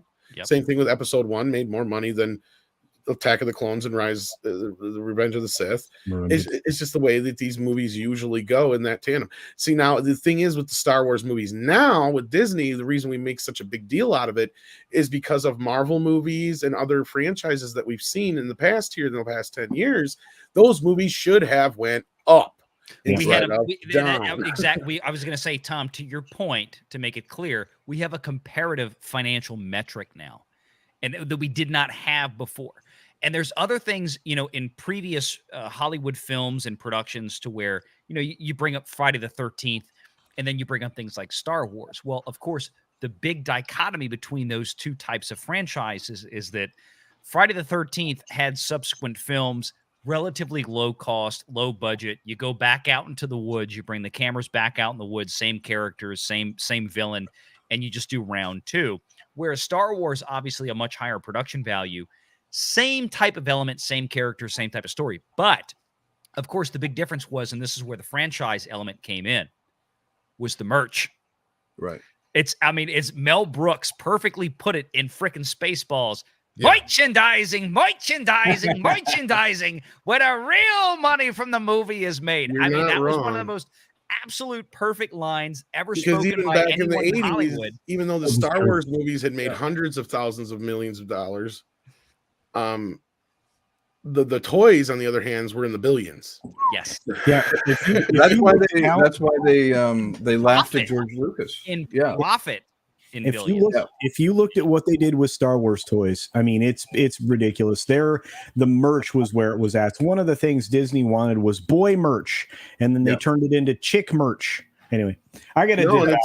I know Well, you that's gotta the get going. thing. They Colton, laughed man. at George Lucas for saying, "Look, I'll roll over on my fee. I'll roll over on all the things we want. Just give me the merchandising." Give me the And they're merch, like, exactly. Who's going to buy the merchandising? And then to make it even funnier, he goes, "Tell you what, I'll even buy the original negative back of the film." They're like, "Who watches a film after it's been in the theater?" So not only did he buy the negative and own the movie, but he had the merchandising. And interestingly, the film that actually changed sequels forever was The Godfather Part II. Yes. Yeah, and I brought that up earlier. Yeah. Yeah, the first time they ever put Part 2 in the title with Yeah. the expectation that it would equal the original. And in some ways, Part 2 makes the original better because it shades it, it's more ambitious. But no one ever made a sequel trying to be more ambitious than the first film until Godfather 2. Yeah. And that also had Part 2 to signify that it was a continuation as well. Right. But like what I was getting at was Jaws 2 with the number 2 was the first time they ever had this major push behind a sequel that they were expecting it to be huge. Right. And again, that set the precedent that basically these sequels were not going to make as much as the original. Right. And that, at least in that era, but that changed, like I said, with like Spider-Man and stuff like that. But culture has to leave, but we're not going to leave. Just culture's checking out on us. So, culture, real quick, tell everybody about your channel and all that business. Yeah, Culture Casino on YouTube, Rumble, Odyssey, Minds, Twitter, Getter. I don't know. I'm everywhere. Most of someday I'll be on BitChute and other places, and maybe my own OTT channel. That is in the cards. But beyond all of that, I had a great time. I always do here. We are always just full of amazing information with everybody that gets together, and I love sharing ideas, and you guys are great. So everybody have a wonderful night. Enjoy your St. Patty's Day, and I'll see everybody later on Comics. Take care. Love you guys. Take care, Culture. I see Bird of Prey in the Take chat. care. How you doing, Kapla, sir? And then this says he wants a Spock helmet with a police siren. Well, you better hit eBay. They're there. Yep. But yeah, no, like I think this has been a very interesting conversation, and I'm glad you were able to join us. Thank you for having me, Tom. Conversation, Tom, and I appreciate it. Hopefully, we have a change in the near future. We're well past due for it, as Script Doctor said earlier, 10 years at least. Yep. And hopefully, some of us are part of that push. That would be great. It would be great. It really would. We need to make stuff that is for our pool. You don't have to make everybody happy, just enough people. And I think there's enough people in your audience. That's the way they used to make movies, Tom. You're 100% correct. They never used to be like, well, how can we make this movie to where everybody's going to want to go see it? No, they just said, well, we're making this movie. Yeah. And some people agree with you. You stay in the business. That's it. Well, and it's like they used to make movies specifically for families. They used to make movies specifically for adults. Even now, it's more about this whole PG-13. Why are you doing this, Valiant? You're on the panel. It says this panel sucks, especially that sig hat ass clown. Well, if you're going to do that, you should make fun of one of us, not yourself. Well, this is the point. I love doing that kind of, what is it called? The self-defecating humor. Self-deprecation, not self-defecating. That's different. That's a whole other issue. No, it's self-deprecating. It's self-defecating. Self-deprecating. Deprecating. Well, I say if you want to sell Script, that's the fucking joke. Script, I get it. If you're gonna self-defecate, then we're putting you behind an OnlyFans paywall, and Tom's taking 80% of the revenue. Oh God, right. That's one of the oldest. Never mind. Self-defecating is almost an oxymoron self-defecating in and of instead itself, of self-deprecating. That's the joke, folks. I gotcha. We gotcha. We totally gotcha. Bryant says, did PG-13 screw the... Well, at first it was a very good tool, and then it became a political tool, and the studios get the upper hand. And there's a great video out there. You can find it. If not, I think they talk about it on the commentary of South Park, Bigger, Longer, and Uncut. But Trey and Matt talk about their experience with the MPAA when they tried to do Cannibal and a few other things prior to their studio experience when they did Basketball in South Park, and how different it was, and especially when they got to Team America, because they learned how to play the game. And they basically said, if you're an independent, they won't tell you shit. And 9 times out of 10, you're going to get an X rating, or NC-17. I know I sound old, X rating. NC-17 rating right off the bat, no matter what you do. But if you're a studio, they'll tell you exactly what you got to do to fix it. And Trey and Matt, Parker and Stone, didn't they talk about when they did that? They submitted it. They got the NC-17, and if I remember the story correctly, they said, "Okay, we were told to fix this, that, and the other thing," and we didn't fix any of it and we added more back in, and then they just said, okay, great, we gave it an R rating. Like they didn't even go Sort of. back. No one watched it. Yeah, They didn't no even one go watched back it. and really review Okay, it. here's how it kind of goes from my memory. Because when they worked on Basketball, there was a couple things they had to cut out they weren't happy about. So they were kind of prepared when it came to South Park. And the MPAA did have some notes. So they went back and they fixed a few things, but when they fixed those things, they made a few other things worse, is what it was. Mhm. And those things didn't get picked up. And they even let them go, because the original title was South Park Goes to Hell. That was another big point of contention. And they're like, you can't have that title. How dare you? And so they're like, they changed it to Bigger, Longer, and Uncut, which they felt was worse. But the MPAA didn't flinch. Right. That was it. Like so they were kind of gave them the prepared middle because finger. they said that the MPAA had basically made the film better because of all the stuff that they had to change in the process of. And unfortunately, there's like no deleted scenes, I guess, or whatever, but or at least they haven't released them. But so Lord knows what they said and got, because I can only imagine like the clit joke and stuff like that probably came out of that. I was gonna say, what could they have possibly deleted? They had Saddam Hussein pulling a dildo out from under the sheets and wiggling it in Satan's face in the movie. I mean, there's nothing left to when delete they got at to that Team point. America, and I think this is part of the thing where they put some of those things in there, expecting them to get cut out. Because like in Team America, the reason they have not re-released the unrated version since the first DVD is because, as far as they're concerned, the theatrical cut is their cut. Because all the added stuff that's in the unrated version was the stuff that they deliberately put in so the MPAA would give it an NC-17, and they knew they were going to cut it out on purpose so that they could get all the other stuff they wanted to through. Smart. Yeah, so they at that point, they learned how to play the game. So like all that stuff that's in the unrated version, that was never meant, they never meant for that to be, and they deliberately made it that bad so that the MPAA would be like, well, you got to cut this and you got to cut that. So like, so they knew it would be cut out. That film could not be made today. Oh, fuck no. Neither could South Park Bigger, Longer. That's why there's no comedy. That's why there's no comedy films. You just can't. I've had every pitch about comedy. I don't even bother. Like everyone's like, well, the Viking appears to rape someone or do something. Shouldn't there be some kind of outrage? I'm like, well, that's how they made Little Vikings. And they're like, no. I mean, you cannot offend anyone. You can't have anything edgy. You can't. We got to make like the new Blazing Saddles. Otherwise, that's. Oh, God.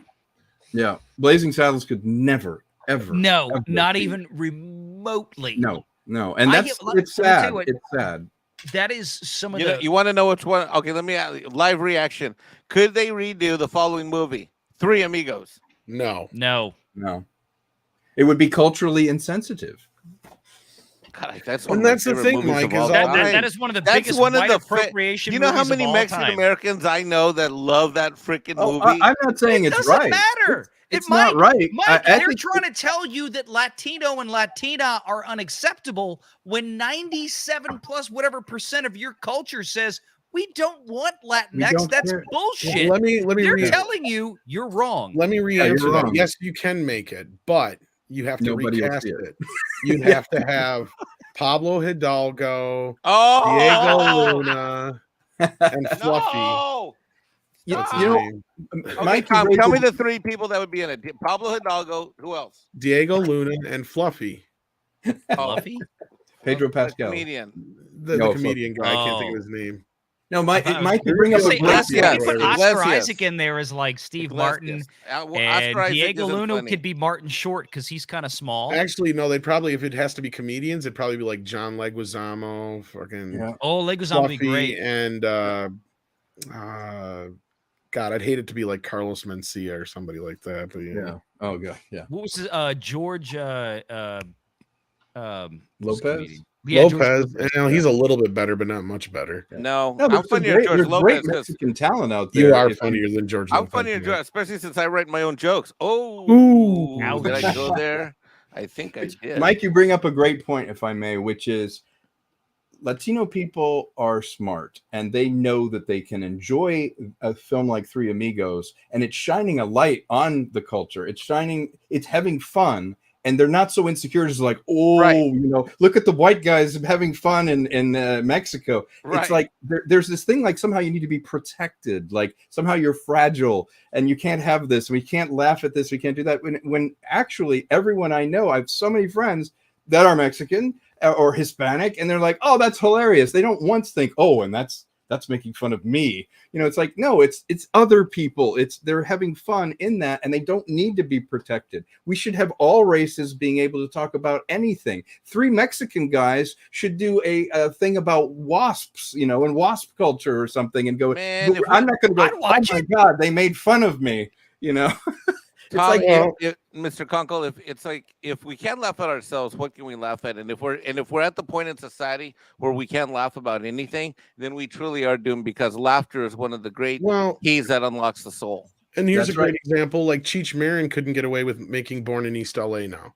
nope. Can you imagine how much shit he would get for that God. movie? Oh, there's What? no way you'd Oh, make that. man. Really? You don't? I You don't couldn't think make he it in the could. studio system. Because No. even though Cheech would make it, it would still be considered by white It's full Hollywood of Mexican liberals. stereotypes. Exactly. Yes. They would shut down the wait. Mexican guy for making fun of, quote unquote, making fun of Wait a minute. Right. other That's like Mexican that- people. I think. Yep. What? Are you okay? Wait. Are you serious? You think they couldn't do Born in East LA? No, not the No. way it was No. then. No. It would No, be not a the drama. studio. It would be You'd have to cut drama out about half a the jokes dreamer at now. least. Is what it would be about. A drama about what? It'd be a drama about a dreamer now. Is what it'd be about. Oh, Jesus. Yeah. They Who changed gets it to white deported, oppression. and it'd be this like, you know, like this struggle to get back across the border, and like, no, it'd be like this, which is funny because actually they would probably go back to the original true story because it's based on a true story. Right. That's why. That's exactly why I'm gonna be like, how can we not have this movie today? But Like, they- let's remake Mike. Born in East LA and update the cars. Because this Mike, poor guy they got would take deported, out couldn't all speak a the lick of comedy. Mexican. Couldn't Hold do on, what do you shit. got of time? Valiant or Tom? What do Yeah, you sorry. sorry. Go ahead, Valiant. Either one of you No, guys. I think I have a small delay now too on StreamYard. I apologize because I'm kind of getting a lag. But no, I was just saying they could do it, but they would just have to take out all the comedy. Well, Pretty yeah. much. shit, jeez. That's Yeah, not you Born in couldn't East be LA. perceived as making fun, you know. Well, because the Wow. true story is a guy who got accidentally deported, couldn't speak a lick of Spanish, and all that kind of shit. It's when a he got great hold of it. story. And they It's wouldn't hilarious. believe him. They didn't believe him because he didn't have his wallet.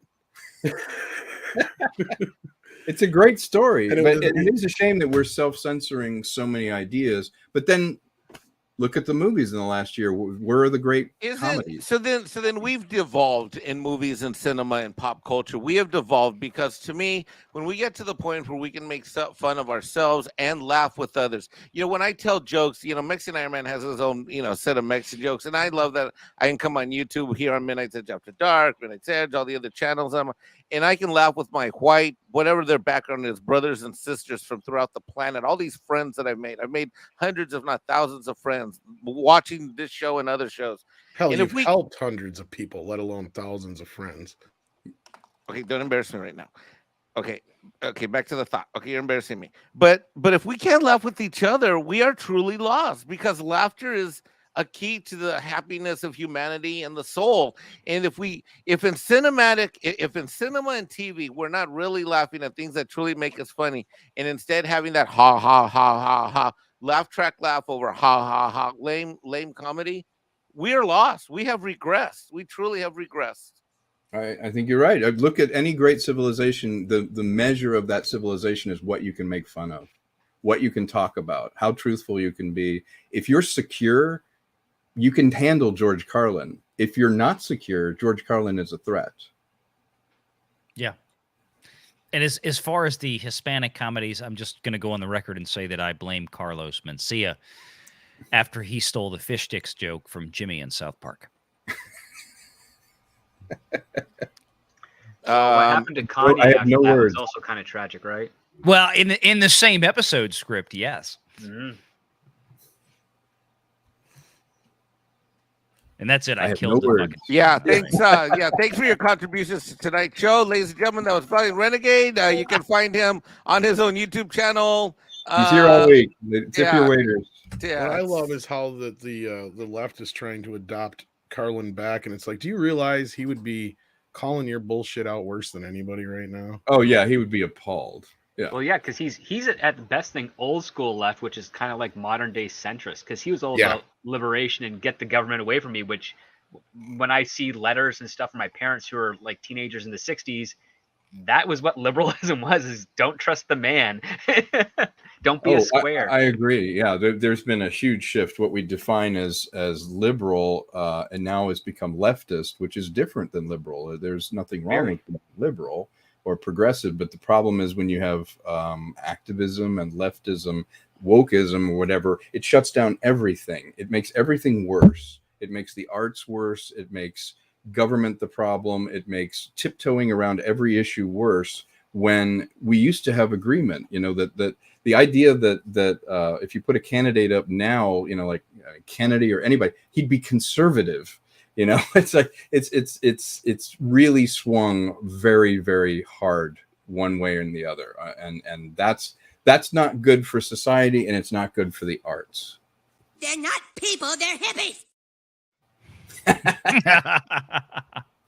That's the sad part. The hippies have become the enemy now.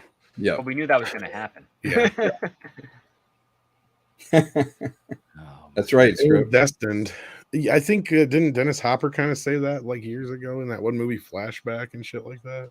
I believe he did. Yeah, he kind of predicted some of this shit. Yeah. Oh Lord.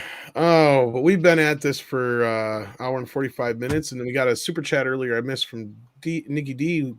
Says, do you think D Plus upcoming ad tier subscription option will push them past HBO Max and Netflix and subscribers in the next 2 years? It's a very good question. Did a No. video on that this morning. I don't think it I'm gonna have to will. watch your videos, Valiant. I'll check those out. I'm curious to hear what everybody else thinks, but I don't think it will unless they start to add a little bit more adult-oriented material to it, because even though I do feel like that's the way they're going to swing now, because they do realize that over 50% of their audience is adults without kids. So if they do that, and it could help them. HBO Max and Netflix are definitely tough to compete with, though, right now. What do you think, Valiant, Script, Mexican Iron Man, Tom, in that order? Well, just real quick. I mean, like I said, I literally did a video this morning on this new Disney Plus ad-based tier and my projections for when they're coming, what the pricing structure is going to change to or what it will be for at least the ad-based tier, and what it will change to for the premium subscription. And in fact, I believe that HBO Max is one of their guideposts. This is where they want to go. They have seen the success not only there, but with Paramount, with Peacock, and everything else out there with the ad-based. This is where it's all going. I've been predicting this for the last year that I've been on YouTube. As far as it surpassing HBO Max, Nikki D, I don't know if you're talking about domestic subs or global subs, but in terms of right now, today, Disney Plus has already surpassed HBO Max in both those categories, domestic and international. Now, as far as Netflix, as far as Netflix goes, no. I mean, HBO Max currently has reportedly around, I think at last count, 75 to 80 million. Disney Plus is at 120 plus. So domestically, they're fairly on par. Around the mid to upper 40s each with HBO Max and Disney Plus. But as far as Netflix is concerned, no, Disney's not going to beat Netflix. Now, Disney has their projections that they're still angling towards for end of fiscal year 2024, September 30th of 2024. That's the end of Disney's fiscal year each year. They're projecting, and they have been since this launched in 2019, 230 to 260 million subscribers. They have to double what they have now to reach that goal. So what they're trying to do at this point, as I projected that the Wall Street analysts would finally wake up and smell the coffee, and they are starting to do it now, is that these analysts would start looking more at average revenue per user and profitability per user for streaming services, rather than just raw bullcrap subscriber numbers. Subscribers don't turn a profit. Profit turns a profit. And Disney is, and the analysts are finally waking up to this. And this is why these ad-based tiers are coming. So this is where we are. Well, Tom actually has to leave us, so I'm going to let you go ahead and check out here, sir. Thank you for hopping in, though. We appreciate it. Anytime you can join us, just let us I know. love being on here. I'd love to come back. And I was talking to Mike, and I found out about this. I wanted to jump in. I agree with Valiant's evaluation of it. Unlimited growth is not sustainable as far as a subscriber base for anything. As much as an ad-based streaming does compromise your production, you break it up with commercials, you're back to the experience of, watching it on late night TV where you have, 15 commercials and then you get back to the plot and you're like, where was I in this movie? That still is a way that they want as little distance between making the decision to watch it and clicking the button and doing it. And so having to subscribe is going to be a barrier to someone somewhere. So as much as possible, if they can have ad driven where it's not subscription, they will cover that base. And then you'll have a sort of premium where if you want to see it without commercials, you're paying.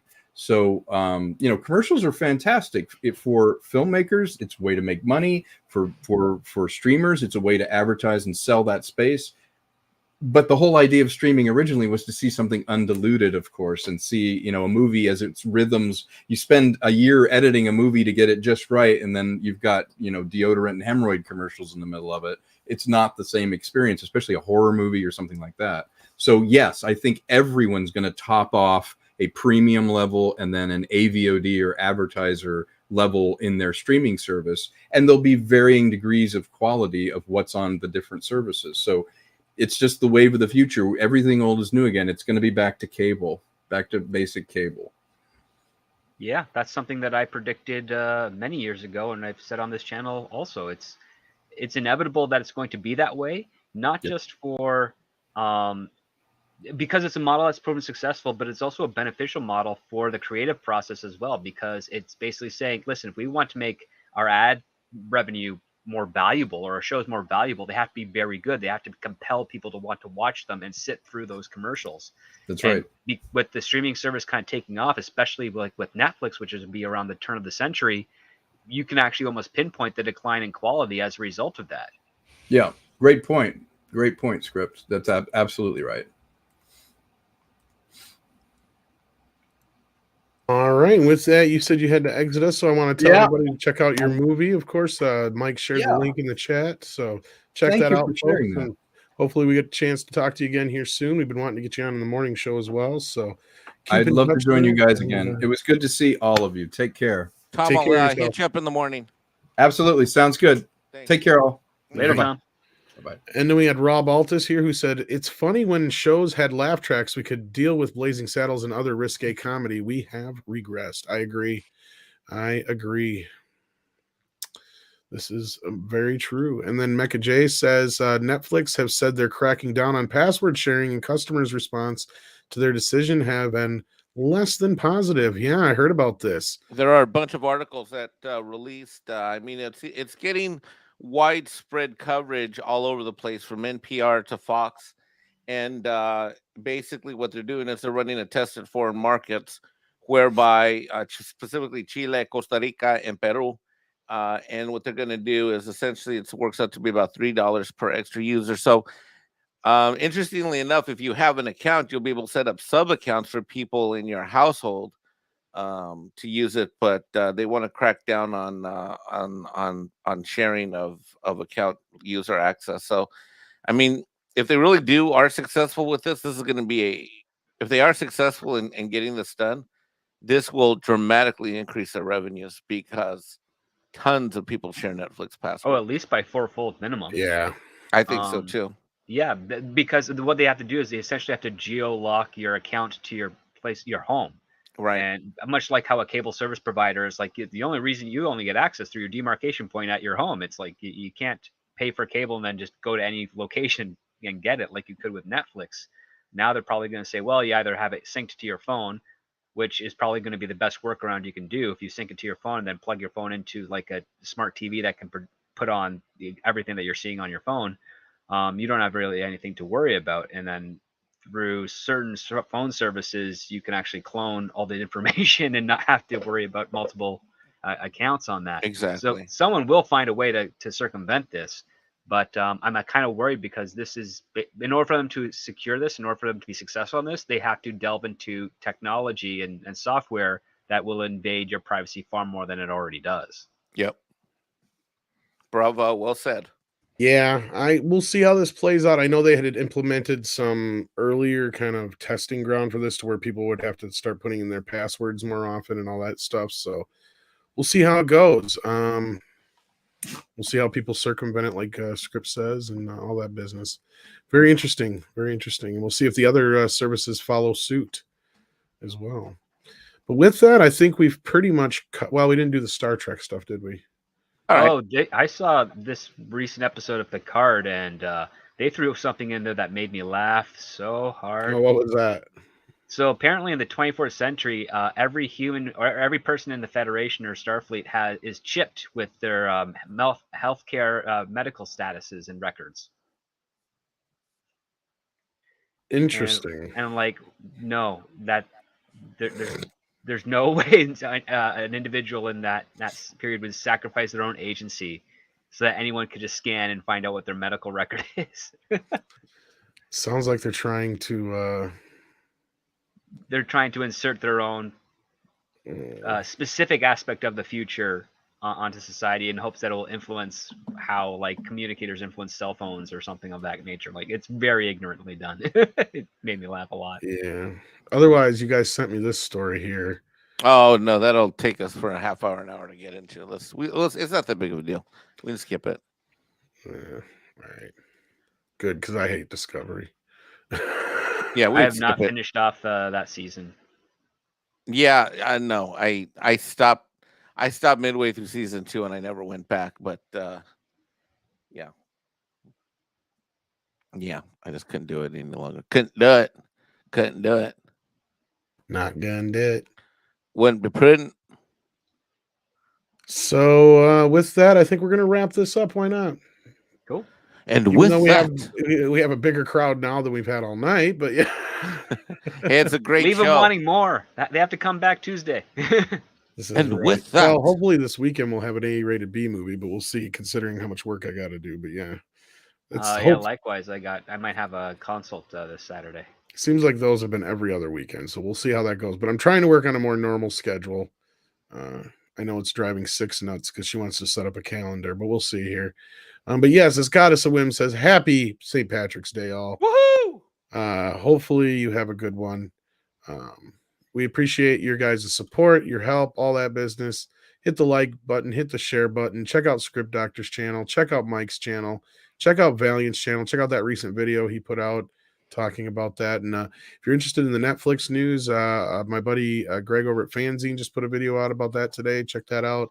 It's a pretty good channel. I always hang out there on Wednesday nights talking about physical media and stuff like that, kind of like I do with Valiant here on 4K for You, which hopefully we'll get back into a better time schedule perhaps, because I don't know, those Wednesdays just seem to be a pain in the butt for both of us. So we'll see here. We'll try and find a better day and time for that. So we'll let you guys know as soon as we figure that out. And with that, unless there's anything else anybody else had to say. Thanks for coming. Nope. Right. Good to see everybody, and stay tuned. All these great channels that joined us tonight. Thanks to the chat. Thanks to the mods, and check out the Burnett work, of course, and Tom Conkle's movie, and he's got a YouTube channel as well. Check that out. Yep, The Real Deal with Tom Conkle and Trouble Is My Business. Go check them out. You will not be disappointed. And with that, I just see people, and I just play people.